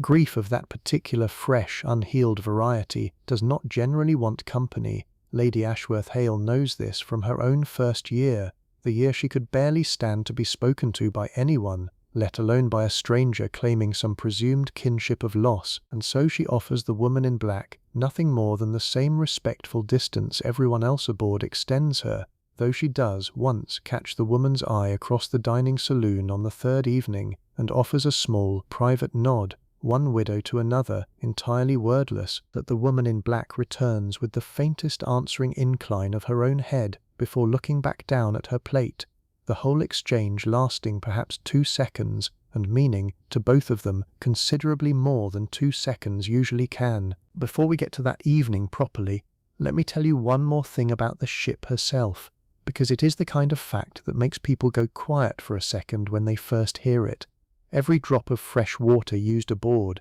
for drinking, for washing, for the Turkish bath's fresh rinse, for the kitchens producing 11 courses a night for several hundred people, had to be either carried from port in enormous tanks or produced on board through evaporation, seawater boiled and condensed back into fresh water by dedicated machinery running continuously throughout the crossing, an entire hidden industrial process churning away below the waterline, simply so that Eleanor could wash her face each morning in water that had, quite possibly, been ocean only a day or two before. The ship carried many hundreds of tons of fresh water at departure and produced a great deal more en route, and not one passenger in first class across the entire crossing gave the matter a single conscious thought, which is, in its way, the whole point of extraordinary engineering, to disappear so completely into comfort that comfort simply looks like the natural order of things. I keep coming back, telling you all this, to the low steady vibration running underneath every single room we have visited tonight, because I think it is the one true constant of this whole story, the thing that never once stops, however elegant the room built on top of it. You can feel it faintly through the soles of your shoes in the grand staircase. You can feel it in the surface of a cup of tea in the veranda cafe, the faintest tremor across the liquid if you look closely enough. You can feel it, most of all, lying in bed at night, a low steady hum transmitted up through the mattress itself, present in every stateroom from Eleanor's gilded Louis XVI suite to Dorothy's plain-painted cabin 2 decks below, the one sensation every single passenger on this ship, regardless of what they paid for their ticket, shares completely and identically. Several passengers mention, across the crossing, how quickly they stopped noticing it, how by the second or third night it had become simply the sound and feel of sleep itself, a great engine's steady heartbeat translated into something almost like a lullaby. Somewhere along her rounds, the ship's junior physician pays a brief visit to an elderly passenger a few doors down from Lady Ashworth Hale's suite, a mild case of seasickness that had flared up unexpectedly despite the calm weather. Nothing serious, resolved within the hour with a simple remedy and a firm, kindly recommendation to rest and take a little dry toast, and the physician moves on afterward to the rest of his afternoon rounds, checking in on 2 or 3 other minor complaints scattered across first class, the small unglamorous maintenance work that kept a floating city of several thousand people running smoothly day after day, entirely unremarked upon by anyone except the handful of passengers who briefly needed it. There was a lighter tradition too, one that had grown up informally among transatlantic passengers over the preceding decades, rather than being built into any of the ship's official schedule, an evening, usually somewhere in the middle of a crossing, given over to amateur entertainment among the passengers themselves, a little singing, the odd recitation, occasionally something closer to a proper comic sketch, performed by a small group of young men who had, apparently, decided among themselves on the second day that this was their particular contribution to shipboard morale. That evening arrives on the 4th night, folded into the general festivity, a handful of passengers taking informal turns at the piano in the lounge after dinner, a young woman with a genuinely lovely soprano voice, singing 2 popular ballads to warm applause, one of Walter's new smoking room acquaintances attempting a comic monologue that lands considerably better than its actual quality probably deserved, buoyed along by an audience already primed, by 4 good days at sea together, to be generous with their laughter. That 4th evening brings something closer to a genuinely festive mood to the ship, a sense that everyone has now fully settled into the crossing and can simply enjoy what remains of it, and the dining saloon that night feels noticeably livelier than it has on previous evenings, more laughter carrying between tables, the orchestra, playing a slightly longer set than usual, drawing more attention than it typically commands as background music. Cecily's family, it turns out over the course of several conversations across these middle days of the crossing, made their own money only 2 generations back, in shipping insurance rather than shipping itself, respectable enough now to move easily through first-class society, but still close enough to its own beginnings that Cecily's mother, watching her daughter's growing friendship with Dorothy, feels none of the reflexive caution a more established family might have shown toward a citrus grower's niece from California. The 2 mothers, or in Dorothy's case the aunt standing in that role, strike up their own smaller, easier friendship alongside their daughters, comparing notes on the crossing, on their respective home cities, on the particular exhaustion of managing a young woman's wardrobe for a 6-day voyage, and Ruth finds herself in Cecily's mother's company, relaxing in a way she has not fully managed with any of the grander women she has been cautiously polite to all week. 2 comfortably new-money women recognizing, gratefully, that neither one of them has to perform quite so carefully in front of the other. Dorothy wears, for this particular dinner, a gown she has been saving specifically for an occasion that felt right, pale blue silk with a modest amount of lace at the neckline, simpler by far than anything Eleanor or Lady Ashworth Hale would choose, but well made and well fitted, and she catches, crossing the reception room on her uncle's arm, an approving glance from an older woman she does not know, a small unremarkable moment that nonetheless leaves her glowing faintly for the better part of the evening, because it is, in its own small way, confirmation that she belongs in this room after all, whatever her cabin number happens to say about her family's relative fortune. Margaret, for her part, has worn her best gown deliberately, a soft rose-coloured silk that Henry has not yet seen, and the small private thrill of watching his face when she descends into the reception room is, she thinks, worth every hour her own family's maid spent pinning her hair that afternoon. After dinner, when the orchestra shifts from purely background music into something with an actual dance rhythm and a small cleared space opens near the reception room, Henry asks her to dance, and though shipboard dancing was a considerably more modest affair than a proper ball, a waltz here, a 2-step there, space limited, and the ship's gentle roll adding its own unpredictable element to anyone's footwork, the 2 of them manage it with a lightness that has less to do with skill than with the simple fact of being young and near the beginning of something neither of them has named yet. Eleanor watches this too from a nearby table and finds herself, somewhat unexpectedly, near tears, not from sadness exactly, though her own private trouble is never entirely absent these days, but from something closer to a complicated kind of joy, watching her sister happy in a way that feels genuine rather than performed. In a room built almost entirely around performance, she does not examine this feeling too closely. She simply lets herself have it,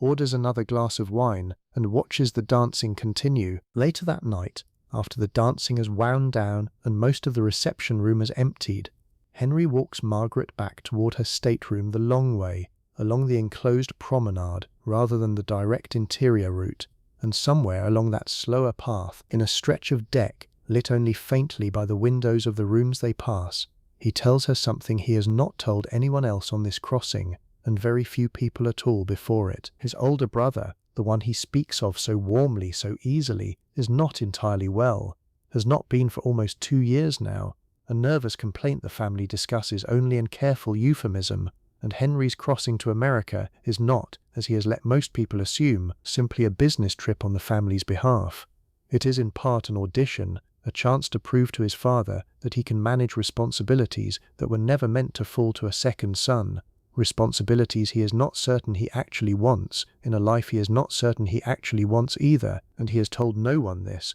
not his father, not his brother, not a single person aboard this ship until this exact moment, on this exact stretch of dark deck, with a young American woman he has known for 4 days. Margaret does not try to fix it, does not offer easy reassurance, simply listens and asks 1 or 2 quiet questions and lets him say the rest of it in his own time and his own words, and something in the quality of her listening, unhurried, undemanding, tells him more clearly than anything else could have that whatever this is between them, brief as it has to be, is not nothing. He does not ask her to promise anything. 6 days is not enough time to ask for promises, and both of them know it. But he takes her hand, there on the dark deck, and holds it for a long moment, and says only that he hopes, very much, this will not be the last he sees of her. And Margaret, feeling something in her chest that she will spend a good deal of the following months trying to properly name, says that she hopes so too. They stand there a while longer, not talking, the ship moving smooth and steady beneath them, the same clear, extraordinary sky Lady Ashworth Hale stood beneath alone the previous night, stretching overhead now for the two of them. And then, because propriety still exists even here, even now, Henry walks her the rest of the way to her door, says good night, and leaves her standing in the corridor with her hand still faintly warm from his, listening to his footsteps recede toward his own stateroom on a different deck entirely. Here is a small fact I genuinely love, one of those details that tends to make people sit up a little, even at this hour of the night.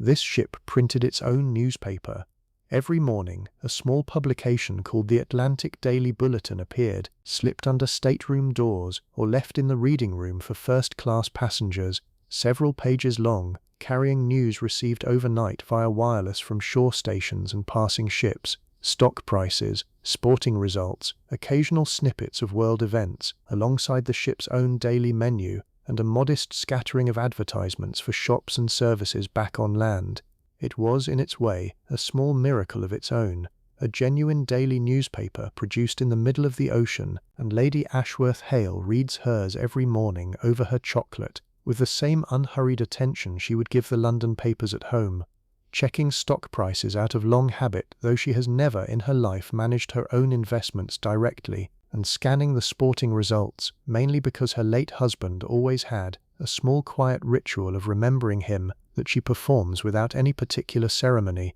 simply turning to that page the way she always has. The letters those on board were mid-week to be writing, sitting unposted in writing cases across the ship, would find their way to shore eventually through the ship's own post office, because this vessel carried the designation Royal Mail Steamer, RMS, printed right there before her name, a title that meant she carried an official contract to transport mail for the British Post Office alongside her passengers, several thousand sacks of it stowed in dedicated holds and sorted by a small team of postal clerks working steadily through the crossing, regardless of what else was happening on the decks above them. A whole quiet parallel operation running beneath the glamour that most first-class passengers never once thought about, though every single one of them, in booking passage on a ship proud enough to carry that particular designation, was benefiting from an infrastructure built originally for a purpose considerably less glamorous than transporting Eleanor's diamonds. Lady Ashworth Hale, I should mention,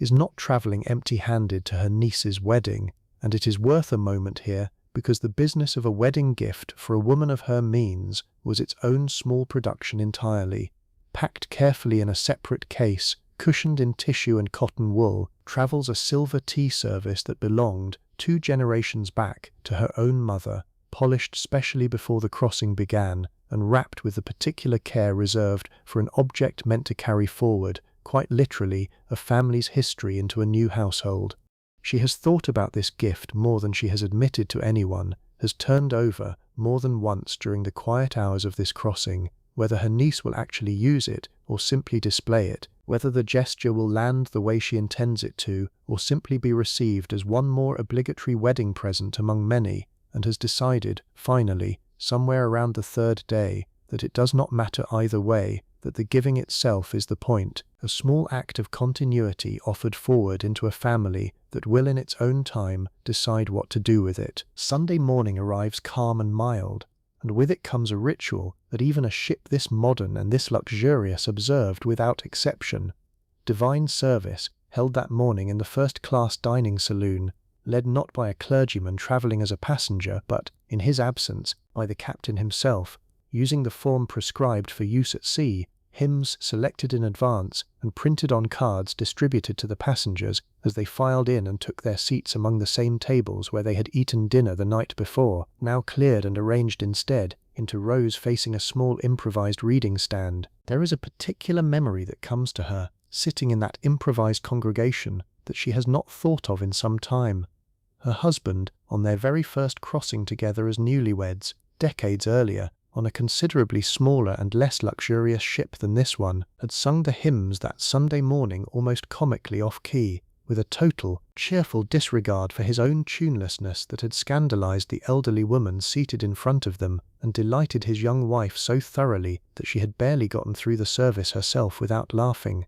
He kept singing off-key for the whole of their marriage, at every subsequent crossing, at church, at home, at their children's weddings, entirely undeterred by 40 years of gentle teasing, and she had loved him for it, she thinks now, more than she loved him for almost anything else. That particular stubborn, cheerful refusal to be embarrassed by his own limitations. She does not sing particularly well herself this morning either, but she sings anyway, a little louder than strictly necessary, in what she privately understands to be his honour, and no one around her, mercifully, seems to notice or mind. Lady Ashworth Hale attends, as she attends every Sunday service she has ever encountered in her life, out of a habit so deep it no longer registers as choice, and finds, somewhat to her surprise, real comfort in it this particular morning. The familiar cadences of the prayers, the hymns she has sung since childhood, a sense of continuity that steadies her after the strange loosened feeling of 2 nights before at the rail. Eleanor attends as well, with Margaret, more out of social expectation than deep conviction, though she finds herself, partway through a hymn about those in peril on the sea, oddly moved by the specific incongruity of singing it here, on a ship this large and this modern, that has felt, for 4 days now, entirely and comfortably invincible. Dorothy attends with her aunt and uncle, seated a few rows back from where Eleanor sits, and finds her attention drifting, as it often does in church, toward the room itself rather than the service, the tall leaded windows along the walls, the white panelling, the particular quality of Sunday light falling across several hundred bowed heads, in a room built, only 6 days ago in her own experience of it, purely for spectacle and dining, now transformed by nothing more than rearranged chairs and a printed hymn card, into something that feels, briefly, genuinely sacred. The service runs a little under an hour, unhurried, the captain's voice carrying clearly through the room without any need for artificial amplification,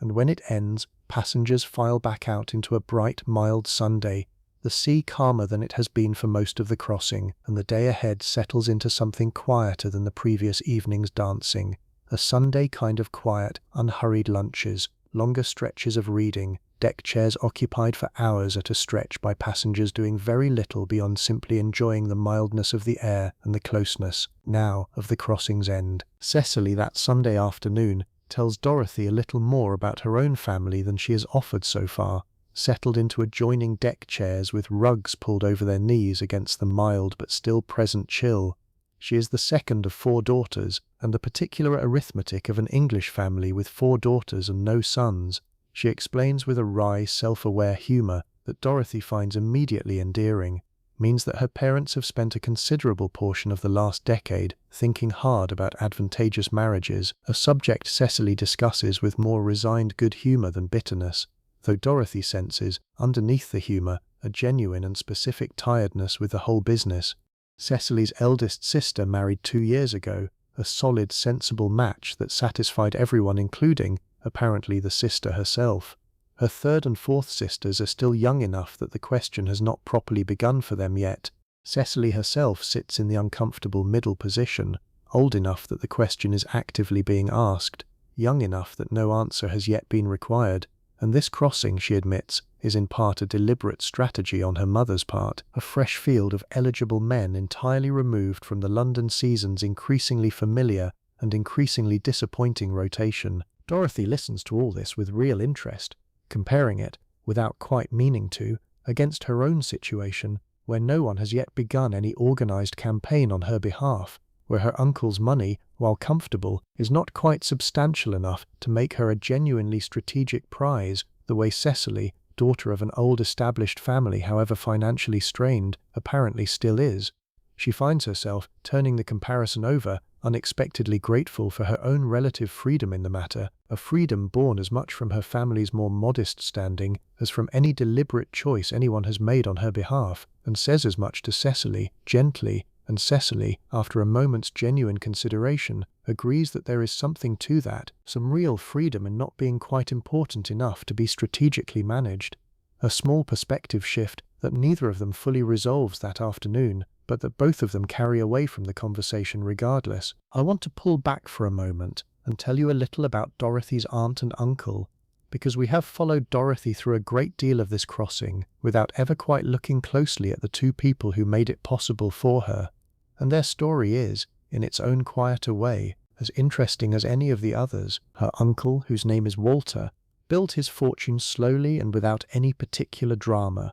buying a modest citrus grove outside Riverside, California, in his late 20s, when land there was still cheap and the whole industry still relatively young, and simply working it year after year, expanding it gradually as profits allowed, until, 20 years later, he owned several hundred acres and a comfortable, unshowy fortune that allowed exactly this kind of trip, first-class passage for the three of them, without ever quite reaching the scale of wealth that would have bought Eleanor's sweet or Lady Ashworth Hale's easy, unthinking assurance. His wife, Dorothy's Aunt Ruth, carries a quieter and more particular anxiety through the whole crossing that Dorothy, absorbed in her own new friendships and her own small daily thrills, has not entirely noticed. Ruth grew up in circumstances considerably more modest than the ones she currently occupies, the daughter of a shopkeeper rather than anyone with land or standing, and though she has spent 2 decades now as a comfortably wealthy citrus grower's wife, she has never quite lost the watchful, slightly braced quality of a woman who is still, on some level, waiting to be found out, to have someone look at her across a first-class dining table and somehow see straight through to the shop counter she grew up behind. It is this quality in Ruth, more than anything else, that has made her, across the crossing, more careful and more anxious than Walter about which circles Dorothy is drawn into, more pleased than she quite lets herself show when Cecily's family turns out to be perfectly respectable rather than grand enough to be intimidating, more watchful, generally, of the whole delicate social terrain than either her husband or her niece, neither of whom carry anything like her particular private history of having had to learn these rules from careful observation rather than absorbing them, the way Lady Ashworth Hale did, simply by being born into them. Walter, for his part, spends a good deal of the crossing in the smoking room, in conversation with other men whose fortunes, like his own, were built rather than inherited, comparing notes on citrus and steel and shipping and railroads with the easy, unpretentious camaraderie of self-made men who recognize something of themselves in each other, regardless of which particular industry made them their money, and returns to his wife and niece each evening in genuinely excellent spirits, largely oblivious to the finer anxieties Ruth has been quietly managing on their collective behalf all day. The smoking room, in fact, functioned as something considerably more than a place for cigars and cards, and it is worth understanding why, because a fair amount of genuine business got conducted in that dark mahogany room across the course of any given crossing, deals discussed in principle if not finalized,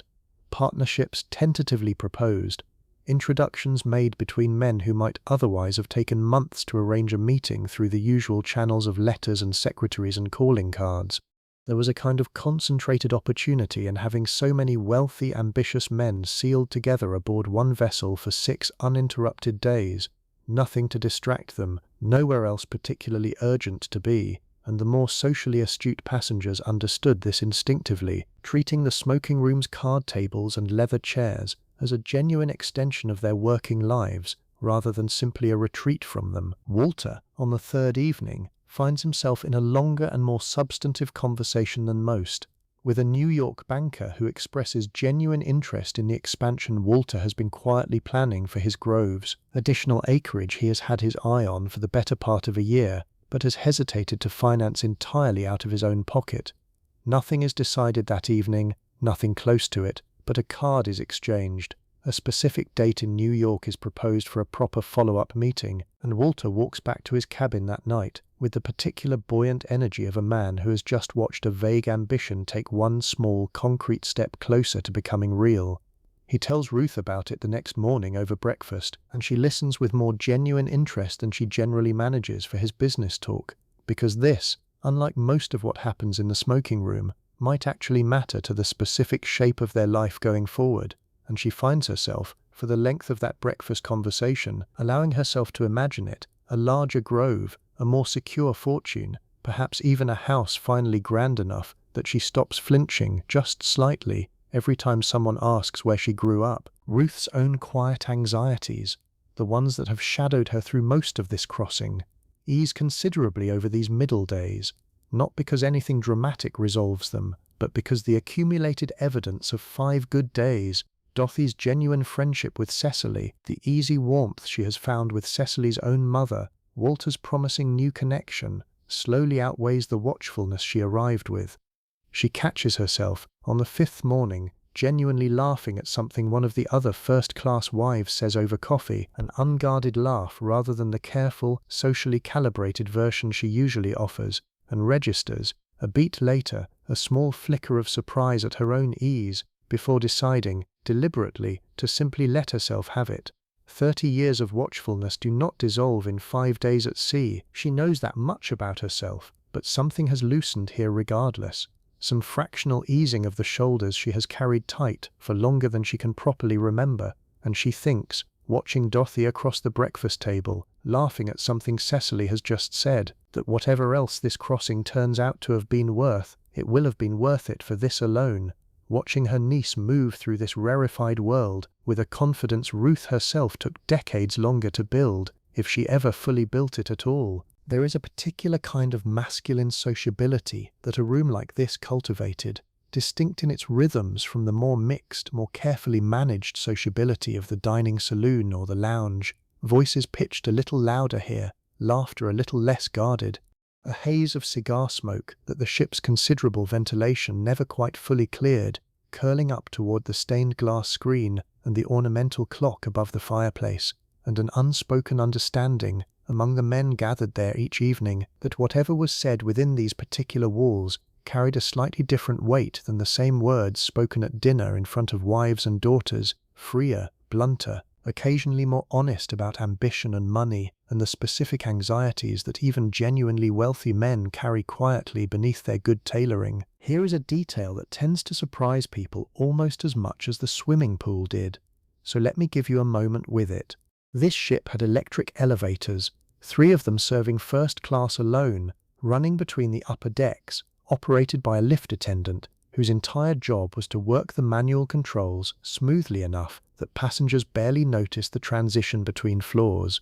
Elevators were still enough of a novelty in 1912, even on land, that a good number of first-class passengers, particularly the older ones, used them the first day or two purely out of curiosity before settling back into their habitual preference for the grand staircase, which offered, after all, considerably better opportunities for being seen. The ship carried telephones too, an internal system connecting certain key points, the bridge, the engine room, various offices, though not extending to individual staterooms the way a modern hotel might arrange things, and electric lighting throughout every public room and every private cabin in first class. A genuine luxury still by the standards of many grand houses on land, where gas lighting or even oil lamps remained common in this same period. Lady Ashworth Hale's own London townhouse, in fact, still relied on gas in several of its rooms, a detail she finds mildly amusing to consider each time she flips the electric switch beside her own stateroom door.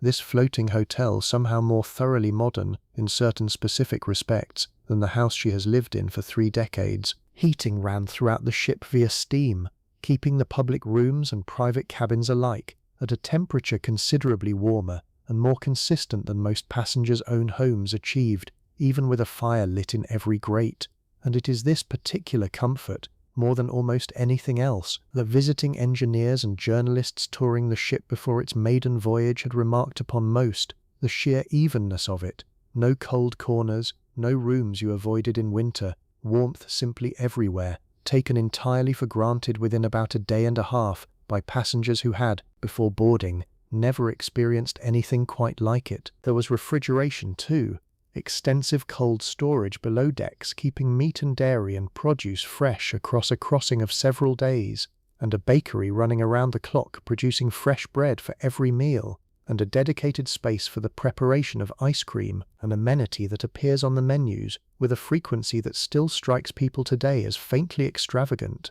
Ice cream, in 1912, in the middle of the ocean, several times over the course of a single crossing, produced fresh each time rather than simply stored, a small everyday miracle that none of the passengers eating it ever once stopped to marvel at, because miracles, absorbed for long enough, stop registering as miracles at all. By the fifth day, a particular kind of anticipatory energy begins to settle over the ship, the specific mood of any journey nearing its end, equal parts satisfaction and reluctance, and it shows itself in small practical ways before it shows itself in anything more sentimental. That fifth morning, before the business of packing properly begins, Harriet Bell finds a quiet moment to speak with Dorothy alone on the promenade deck, and does something she has done only rarely across her 30 years of careful, watchful discretion. She tells Dorothy, plainly and without any particular ceremony, the name of a woman in New York, a former charge of her own from many years back, now comfortably married into a family with real social standing in the city, who runs a small informal reading circle that welcomes new members with genuine warmth regardless of the newness of their money, and suggests, gently, that Dorothy might write to her, mentioning Harriet's own name as an introduction. It is a small thing, a single name and a single suggestion, but Harriet Bell does not offer it lightly, has watched enough young women arrive in unfamiliar cities without a single useful connection to know exactly what a small thing like this can be worth, and Dorothy, thanking her with more feeling than the moment perhaps strictly requires, folds the name away carefully in her memory, a little seed of a life she has not yet lived, planted here on a promenade deck by a woman most of the ship has spent the crossing looking straight through. Trunks begin to reappear from the wardrobe rooms and storage holds where they have sat untouched since the first afternoon, opened now for the specific and unglamorous business of beginning to reorganize what will be needed for disembarkation versus what can simply be repacked as it is. Eleanor's maid spends a good part of the fifth morning going through the 14 trunks with a small notebook, cross-referencing which garments have been worn and need laundering before New York versus which remain fresh and can simply be folded back as they came, a task that takes the better part of 3 hours and that Eleanor does not so much as glance at, having long since delegated this entire category of labor to hands more practiced at it than her own. There is also, on the fifth day, the quieter business of settling accounts, because a great many of the ship's amenities, the Turkish bath, the a la carte restaurant, wireless messages, small purchases from the barber shop, have all been recorded rather than paid for on the spot, added to a running account that must be settled before departure, and the purser's office sees a steady trickle of first-class passengers throughout the day, checking their bills, occasionally querying a charge, and arranging the customary gratuities for the stewards and stewardesses who have attended them so carefully and so invisibly across the crossing, a system of tipping that, though never discussed openly at dinner, every experienced traveller aboard understood down to fairly specific expected amounts, calibrated by the level of service and the length of the voyage. Somewhere below decks, in a section most first-class passengers never think about at all, the ship's laundry runs continuously across the crossing, a genuinely large operation given the sheer volume of linen a vessel of this size required. Table linens for every meal, bed linens changed regularly, the towels consumed daily by the Turkish bath and the pool, and every private bathroom in first class, all of it washed, dried and pressed by a dedicated laundry staff working in shifts around the clock, an operation that ran, in its own modest industrial way, with nearly as much precision as the engine room several decks below it, though considerably less romantically remembered by anyone who ever wrote about this ship afterward. Eleanor makes a final trip to the purser's office herself that fifth afternoon, to retrieve her diamonds one last time before the crossing's final evening, and finds the whole small ritual by this point almost comfortingly familiar, the purser's assistant checking her name against a ledger, the small locked case brought out and opened only once her identity has been properly confirmed, the diamonds themselves handed over with a formality that always strikes her as slightly theatrical, and that she has, over the course of this particular crossing, come rather to enjoy, a small daily ceremony marking the transition from ordinary shipboard life into the evening's more elevated version of herself. Addresses get exchanged too, that fifth day, in the specific, slightly wistful way that shipboard acquaintances exchange addresses, genuine intentions mixed with a quiet, mutual understanding that perhaps half of these promised correspondences will actually happen. Dorothy and Cecily trade addresses with real sincerity, both of them meaning it fully in the moment, and will in fact exchange letters for the better part of 2 years before life and distance, and eventually marriage on both sides gently let the correspondence lapse, the way these things generally do, without either side ever quite deciding to stop, simply stopping, the way tides recede. Eleanor and Lady Ashworth Hale exchange addresses as well, that same afternoon, over what has become, by now, their regular late tea in the small Parisian café, a considerably more formal arrangement than Dorothy and Cecily's, written down properly on a card, rather than simply promised aloud, and Lady Ashworth Hale, folding Eleanor's card carefully into her own writing case, finds herself genuinely intending to make use of it, an intention that will in fact hold, the two of them corresponding a handful of times a year for the better part of the following decade, an occasional letter exchanged across the Atlantic, news of children and grandchildren, and, eventually, an English peer's quiet second marriage that Eleanor will read about with real and uncomplicated happiness for a woman she came to genuinely respect across one single remarkable week at sea. Margaret does not exchange an address with Henry in any formal sense, because they have already, on their long walk 2 nights before, quietly agreed on something more direct, that he will call on her family properly in New York once he has completed the business that brought him there, an arrangement that carries considerably more weight and considerably more nervous anticipation for both of them than any casual promise to write. Let me pull back for a little while and tell you something about how this ship came to exist in the first place, because I think it deepens everything we have already seen, and because there is something genuinely soothing, I find, in the sheer scale of the effort behind all this polish. She was built not by the White Star Line itself, but by a shipbuilding firm in Belfast, Harland and Wolff, on a specially constructed slipway, large enough to accommodate her only because the company had rebuilt its own yard specifically to make a ship this size possible. Something in the neighborhood of 3,000 men worked on her construction across roughly 2 years, riveters and platers and joiners and electricians, a small temporary city of labor assembled for the sole purpose of building this one vessel and her sister ship alongside her, and the sound of that construction, thousands of hand-driven rivets a day, hammered into hot metal by teams working in tight coordinated rhythm, was, by every account from those who worked there, close to deafening for months on end. The scale of her involved numbers that are almost difficult to hold in the mind properly. Something over 450,000 rivets in the hull alone, steel plates individually large enough that a single one might weigh several tons, a rudder alone weighing more than 100 tons, requiring specially built machinery just to maneuver it into place. And all of it, every plate, every rivet, every carved panel we have spent this evening admiring, had to be transported to Belfast, assembled, fitted, tested, and finished before the ship ever touched open water for the first time. Eleanor knows almost none of this, walking these decks in her silk and her diamonds, and I do not think that is a failing on her part particularly. It is simply the nature of luxury generally, that it is designed to make its own considerable labor invisible, to present itself as though it simply arrived, fully formed, the way a beautifully set table arrives at your seat without any visible trace of the kitchen behind it. But I like knowing it anyway, sitting here telling you about it. I like knowing that this carved oak paneling in the reception room, the same paneling Eleanor paused beside on the first evening in her green Paris gown, was carved by hand, by specific named craftsmen in specific Belfast workshops, men whose own names appear nowhere on any of the ship's elegant printed menus or passenger lists, and whose work outlasted in the end nearly everyone who admired it that week, without ever thinking to ask who had made it. Morning aboard, for those of us who have mostly seen this ship through its evenings so far, deserves its own proper look too, because breakfast in first class operated on a considerably more relaxed schedule than dinner ever did.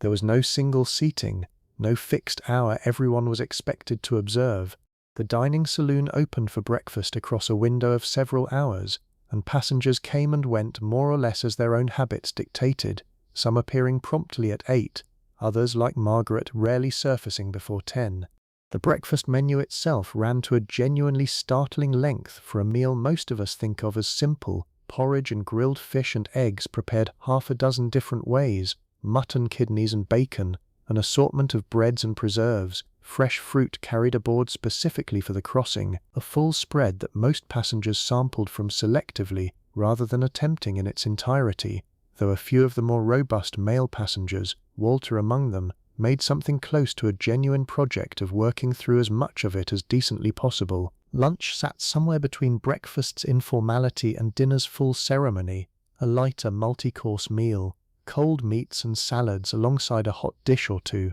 taken by most first-class passengers around 1 in the afternoon, and it was lunch, more than any other meal, that tended to be the one first-class women skipped most readily or ate lightly, mindful of the elaborate multi-course dinner still ahead that evening and the corset that would need to accommodate it. Afternoon tea, by contrast, was treated by nearly everyone as close to sacred, 4 o'clock without fail, taken in the veranda cafe among the ivy for those who preferred the lighter room, or in the main lounge for those, like Lady Ashworth Hale on most afternoons, who preferred a slightly more formal setting for it. Tea itself arrived properly brewed rather than merely hot water with a bag, accompanied by a full tiered stand, delicate sandwiches with the crusts removed, scones still warm enough to properly melt the butter, small iced cakes cut into precise, elegant portions no larger than a few bites each. It was over afternoon tea, more than at any other point in the day's schedule, that the real unhurried conversation of shipboard life tended to happen.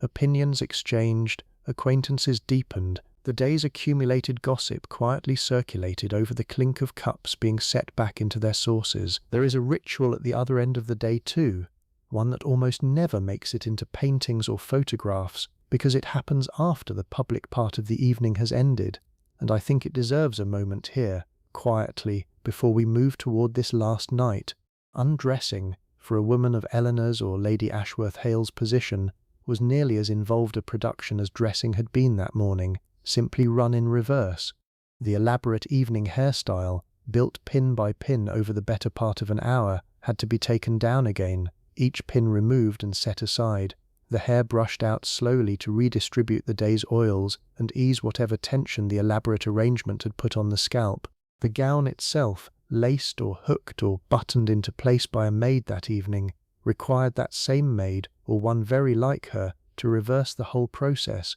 and a fine evening gown was never simply stepped out of and left in a heap the way we might treat clothing today. It was hung properly on a padded form built to hold its shape, brushed if the day's wear had left any mark on it, and only then set aside for the night.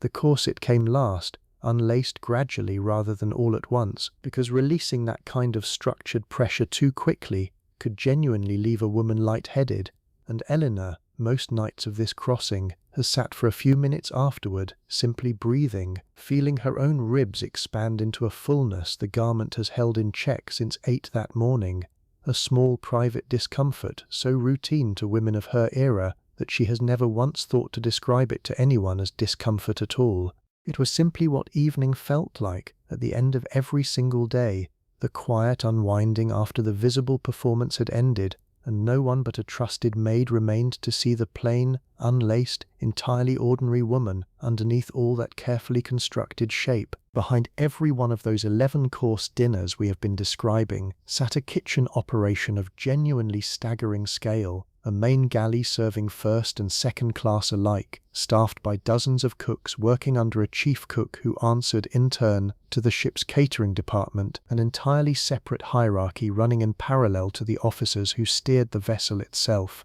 The a la carte restaurant kept its own smaller, more specialized kitchen, staffed by chefs brought aboard under contract with the Parisian restaurateur managing that particular room, cooking to individual orders rather than a fixed nightly menu, a level of culinary flexibility that required a completely different rhythm of work than the main galley's more predictable, if considerably larger, task of feeding several hundred people the same 11 courses at more or less the same hour. Below decks, a wine cellar carried thousands of bottles selected specifically for the crossing, champagne and claret and burgundy, and a good deal more besides, inventoried and accessed by stewards trained specifically in service of it, matched course by course to the dinner menu, with an attentiveness that most passengers, absorbed in their conversation, never consciously registered even as they benefited from it with every glass. There was, tucked into one of the first-class corridors, a small ladies' hairdressing and manicure salon as well, a service considerably less essential than a lady's maid but genuinely convenient for exactly the situation Dorothy found herself in, travelling without a maid of her own beyond the stewardess assigned to her section.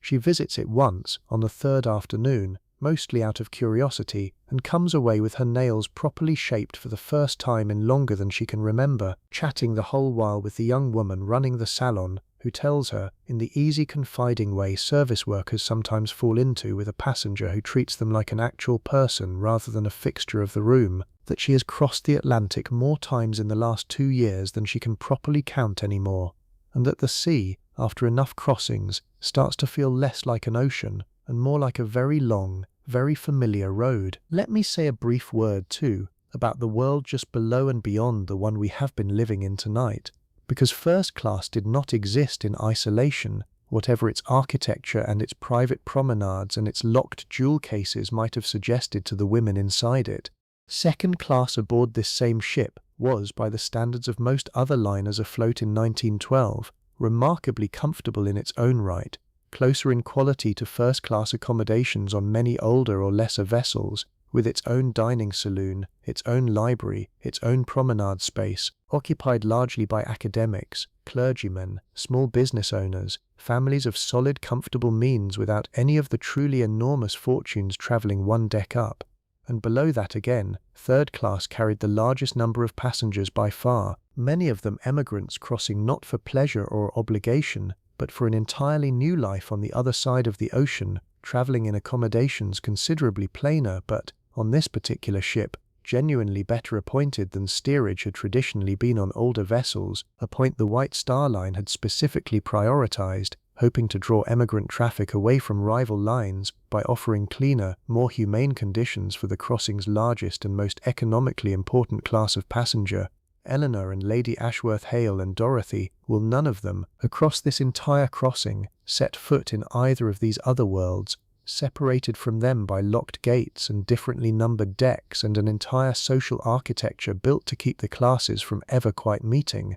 and I think it is worth naming that fact plainly, once, here, rather than pretending our week among the roses and the diamonds was the whole of what this ship, or this crossing actually was. This vessel existed, in the first place, because of a rivalry, and it is a rivalry worth understanding, because it explains a good deal about why everything we have spent this evening admiring was built quite so large and quite so opulent in the first place. The White Star Line's chief competitor, the Cunard Line, had spent the previous several years building ships prized above all for speed, vessels that had captured and held with evident pride the fastest crossing times on the North Atlantic route. White Star's chairman made a deliberate decision not to compete on speed at all, concluding that the contest was not worth winning on those terms, and pursued size and comfort instead, ships built to be the largest and most luxurious afloat, rather than the fastest, a strategy that shaped absolutely everything about the vessel carrying Eleanor and Margaret and Lady Ashworth Hale and Dorothy across the Atlantic this particular week. Every gilt panel and heated pool and Turkish bath a direct consequence of one company's decision, years earlier, to win a different contest than the one its rival was fighting. The final full evening of the crossing brings the most elaborate dinner of the entire voyage, a kind of unofficial culmination that every experienced transatlantic traveller recognizes without needing it announced, the last night before landfall, when even passengers who have dressed with relative restraint on previous evenings tend to bring out whatever they packed as their finest. Eleanor wears, for this last dinner, a gown she has been saving specifically for the occasion. Pale gold silk charmeuse with a fine overlay of embroidered net at the bodice, cut in the newer, straighter line she favours, with her diamonds finally retrieved from the ship's safe for their one full appearance of the crossing. She takes considerably longer than usual getting ready, not from vanity exactly, but from a kind of ceremonial care, the sense that this particular evening deserves the full ritual, every pin placed correctly, every fold of the gown checked twice in the mirror, and when she finally descends the grand staircase, pausing at the landing the way she has learned to over these 5 days, she feels, for a moment, entirely and simply herself, whatever complications wait for her back in Pittsburgh set down, temporarily, somewhere she does not have to look at them. She thinks, standing at that landing, about the woman who stood in her stateroom doorway on the very first morning of this crossing, holding a cup of cold chocolate, doing arithmetic about roses and fortunes in a slightly bewildered, slightly defensive way, and recognizes, with something between amusement and genuine tenderness, how much that woman has already receded, 5 days later, into someone she can look back on almost fondly, a version of herself still bracing for a marriage she had not yet let herself properly examine.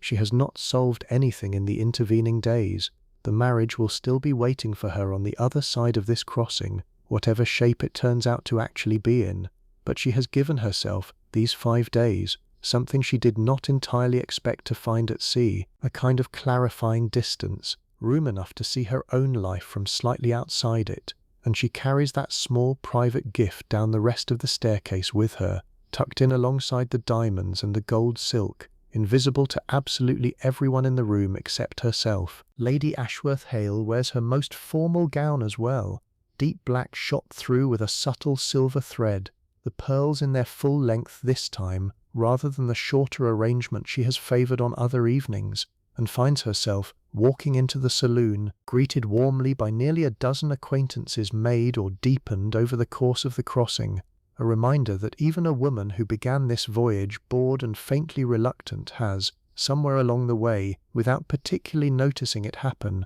come to genuinely enjoy these particular 5 days more than she expected to. The English peer from the captain's table finds her again that evening, before dinner properly begins, in the reception room, and the two of them talk for a few minutes with the same easy warmth that marked their earlier conversation, and he mentions, lightly, almost as an afterthought, that he keeps a house not terribly far from her own in the English countryside, close enough that a visit would hardly be an imposition on either of them, and asks, with a carefully casual air that does not fully disguise how much the question actually matters to him, whether she might permit him to call once they are both safely back on English soil. She says yes, simply, without any of the elaborate hesitation she might have offered a decade earlier, and feels, saying it, a small unfamiliar lightness that she recognizes, after a moment, as something very close to the beginning of hope, carefully, cautiously allowed back into a life that has spent 3 years assuming it had no further use for it. Dorothy wears her pale blue gown again, the one that earned her that approving glance 4 days earlier, but with a small addition this time, a delicate hair ornament borrowed from Cecily for the evening, a tiny detail that makes her feel, for one last night, fully and completely part of the world she has spent the crossing quietly hoping to belong to. She sits with Cecily and Cecily's family for dinner, an arrangement neither of their aunts particularly planned, but that has simply organically become the natural seating by the 5th day, and the two families talk easily across the table in the specific warm shorthand that only develops after several days of genuinely enjoying each other's company. Somewhere partway through the meal, Dorothy catches herself simply looking around the room, at the white paneling and the leaded windows and the several hundred beautifully dressed people scattered across it, and tries, deliberately, to fix the whole scene in her memory exactly as it looks right now, aware, in the specific way you sometimes become aware only near the very end of something good, that she will want this image later, years from now, long after the particular gowns and the particular music have faded into something vaguer. She does not know yet, cannot know yet, all the ways this 1 week will end up threaded through the rest of her life, the friendship with Cecily that will outlast the crossing by 2 full years, the small enamelled pin from the barber shop that will travel with her through 7 more decades, the name Harriet Bell gave her on the promenade deck that morning, waiting quietly in her memory for the moment, not far off now, when she will actually need it. She only knows, sitting here, that she is happy, plainly and simply happy, in a way she wants to remember exactly this clearly. The orchestra plays longer than usual that night, a fuller and more ambitious set than any previous evening, and the dancing afterward runs later too, as though everyone aboard has silently agreed to wring every last drop of pleasure out of these final hours before the ordinary world reasserts itself on the other side of landfall. There is a small scene worth pausing on from that last dinner that I have not told you yet. Partway through the meal, the French countess, the one whose wireless messages had occupied so much of the ship's quiet gossip over the previous days, rises from her table and crosses the saloon to greet an acquaintance near the orchestra, moving through the room with a composure so complete, so entirely unbothered, that Eleanor, watching her pass, finds herself genuinely admiring it despite everything she has heard. Whatever the truth of those 6 wireless messages actually was, and no one aboard this ship will ever know for certain, the Countess carries herself through the last night of the crossing exactly as she carried herself through the first, back straight, chin level, giving away nothing at all to a room that has spent 5 days quietly speculating about her. There is a kind of discipline in that, Eleanor thinks, watching her, that has nothing to do with money and everything to do with a particular kind of learned composure, the sort that gets built into a woman over a lifetime of being watched and deciding, deliberately, never to let the watching change her face. Harriet Bell, seated near the edge of the room with the family she chaperones, watches the Countess's small procession across the saloon with an expression that Dorothy, glancing over at exactly the right moment, catches and cannot quite read, something between recognition and a private, weary amusement. The look of a woman who has spent 30 years watching other women manage exactly this kind of performance and has long since stopped being surprised by any particular variation of it. She says nothing about it to anyone, of course, discretion being the entire foundation of her professional value, but she permits herself, just this once, on this last evening, a very small private smile, and returns her attention to her employer's daughter, who requires, at that exact moment, a gentle reminder about which fork belongs to the fish course now being served. The men, that final evening, drift toward the smoking room a little earlier than usual once the dancing has properly begun, and Walter finds himself, deep in a leather chair near the coal fire, in a long unhurried conversation with an English gentleman about the comparative merits of citrus farming and wool, 2 industries with almost nothing in common beyond a shared, faintly comic devotion, both men clearly loving talk of their own trade above nearly anything else. It is exactly the kind of conversation that makes an ocean crossing worthwhile to a certain type of man, new acquaintance, genuine interest, no obligation to ever see each other again once New York arrives, which somehow makes both of them considerably more honest and considerably more relaxed than they might have been talking to someone they were bound to encounter again next month. Henry finds his way to the smoking room too, that final night,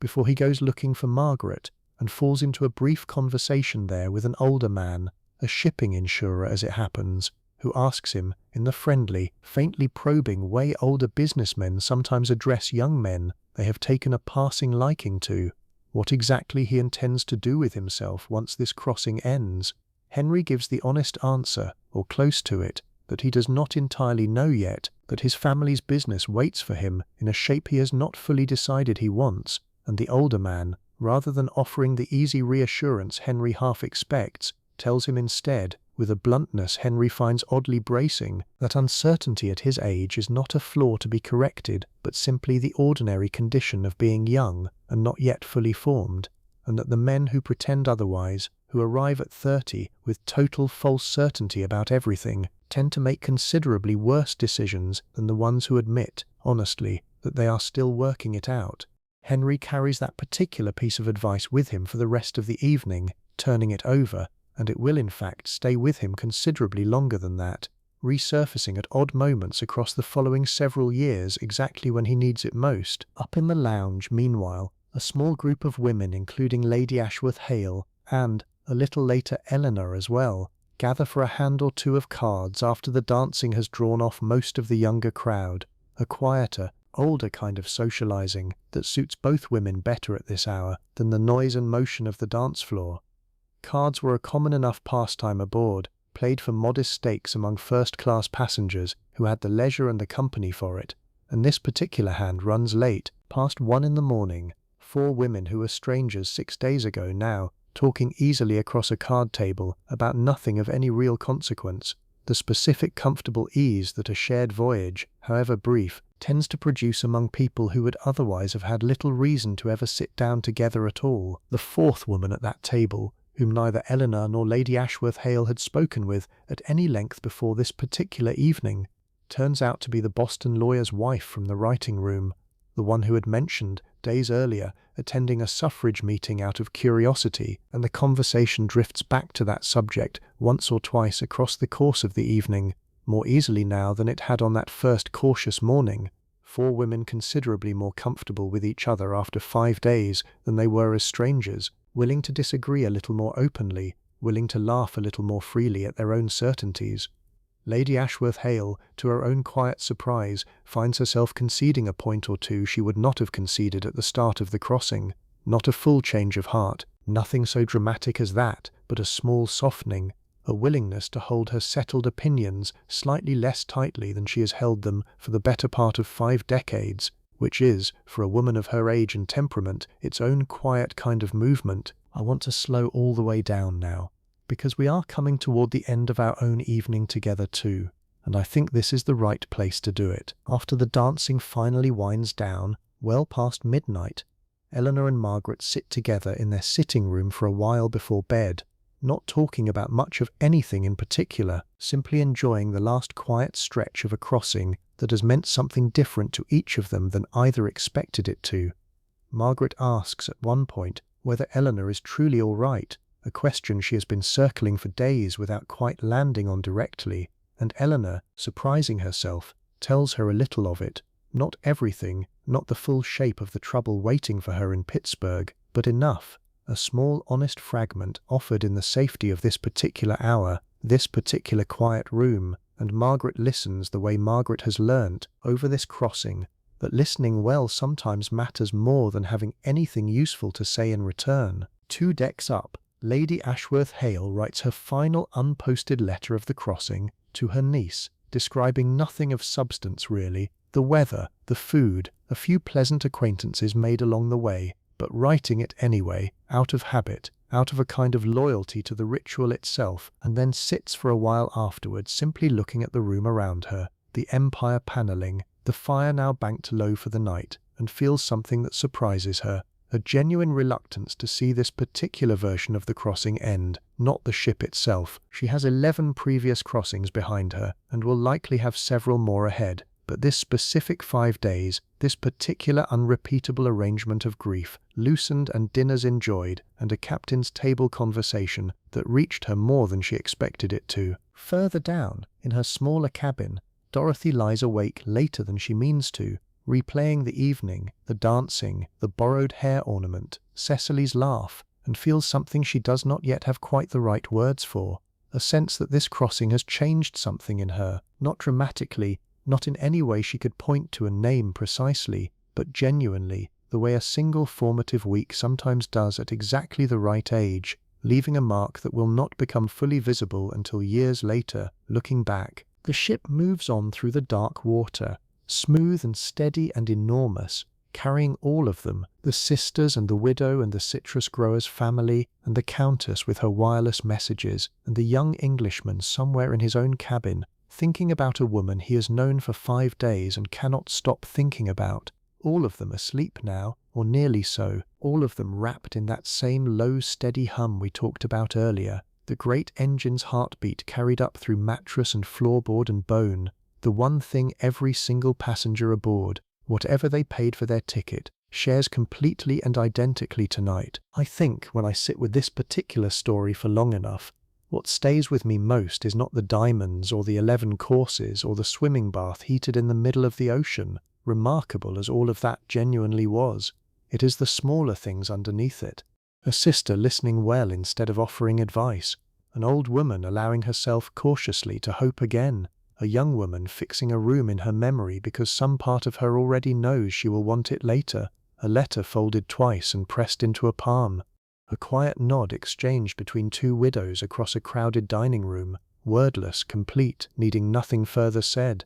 Wealth on this ship bought extraordinary things, and I hope I have shown you a fair few of them tonight, but it did not buy any of these particular moments. Those, everyone aboard, however grand or however modest their cabin, had equal access to, and I find that of everything I have told you this evening, the detail I keep coming back to the most. Somewhere above all of them, that same extraordinary clear sky Lady Ashworth Hale stood beneath 2 nights ago is still turning slowly overhead, indifferent and beautiful, the way skies generally are, and the ship continues on beneath it exactly as it has for 5 days now, carrying its cargo of roses and letters and secrets and small private hopes toward a shore none of them will reach inside the frame of the story we have told tonight, because that is not actually where this particular story needs to end. It ends here instead, in the quiet, with the engines humming and the stars turning, and everyone we have met this evening finally, properly, asleep. And so I think, should you be,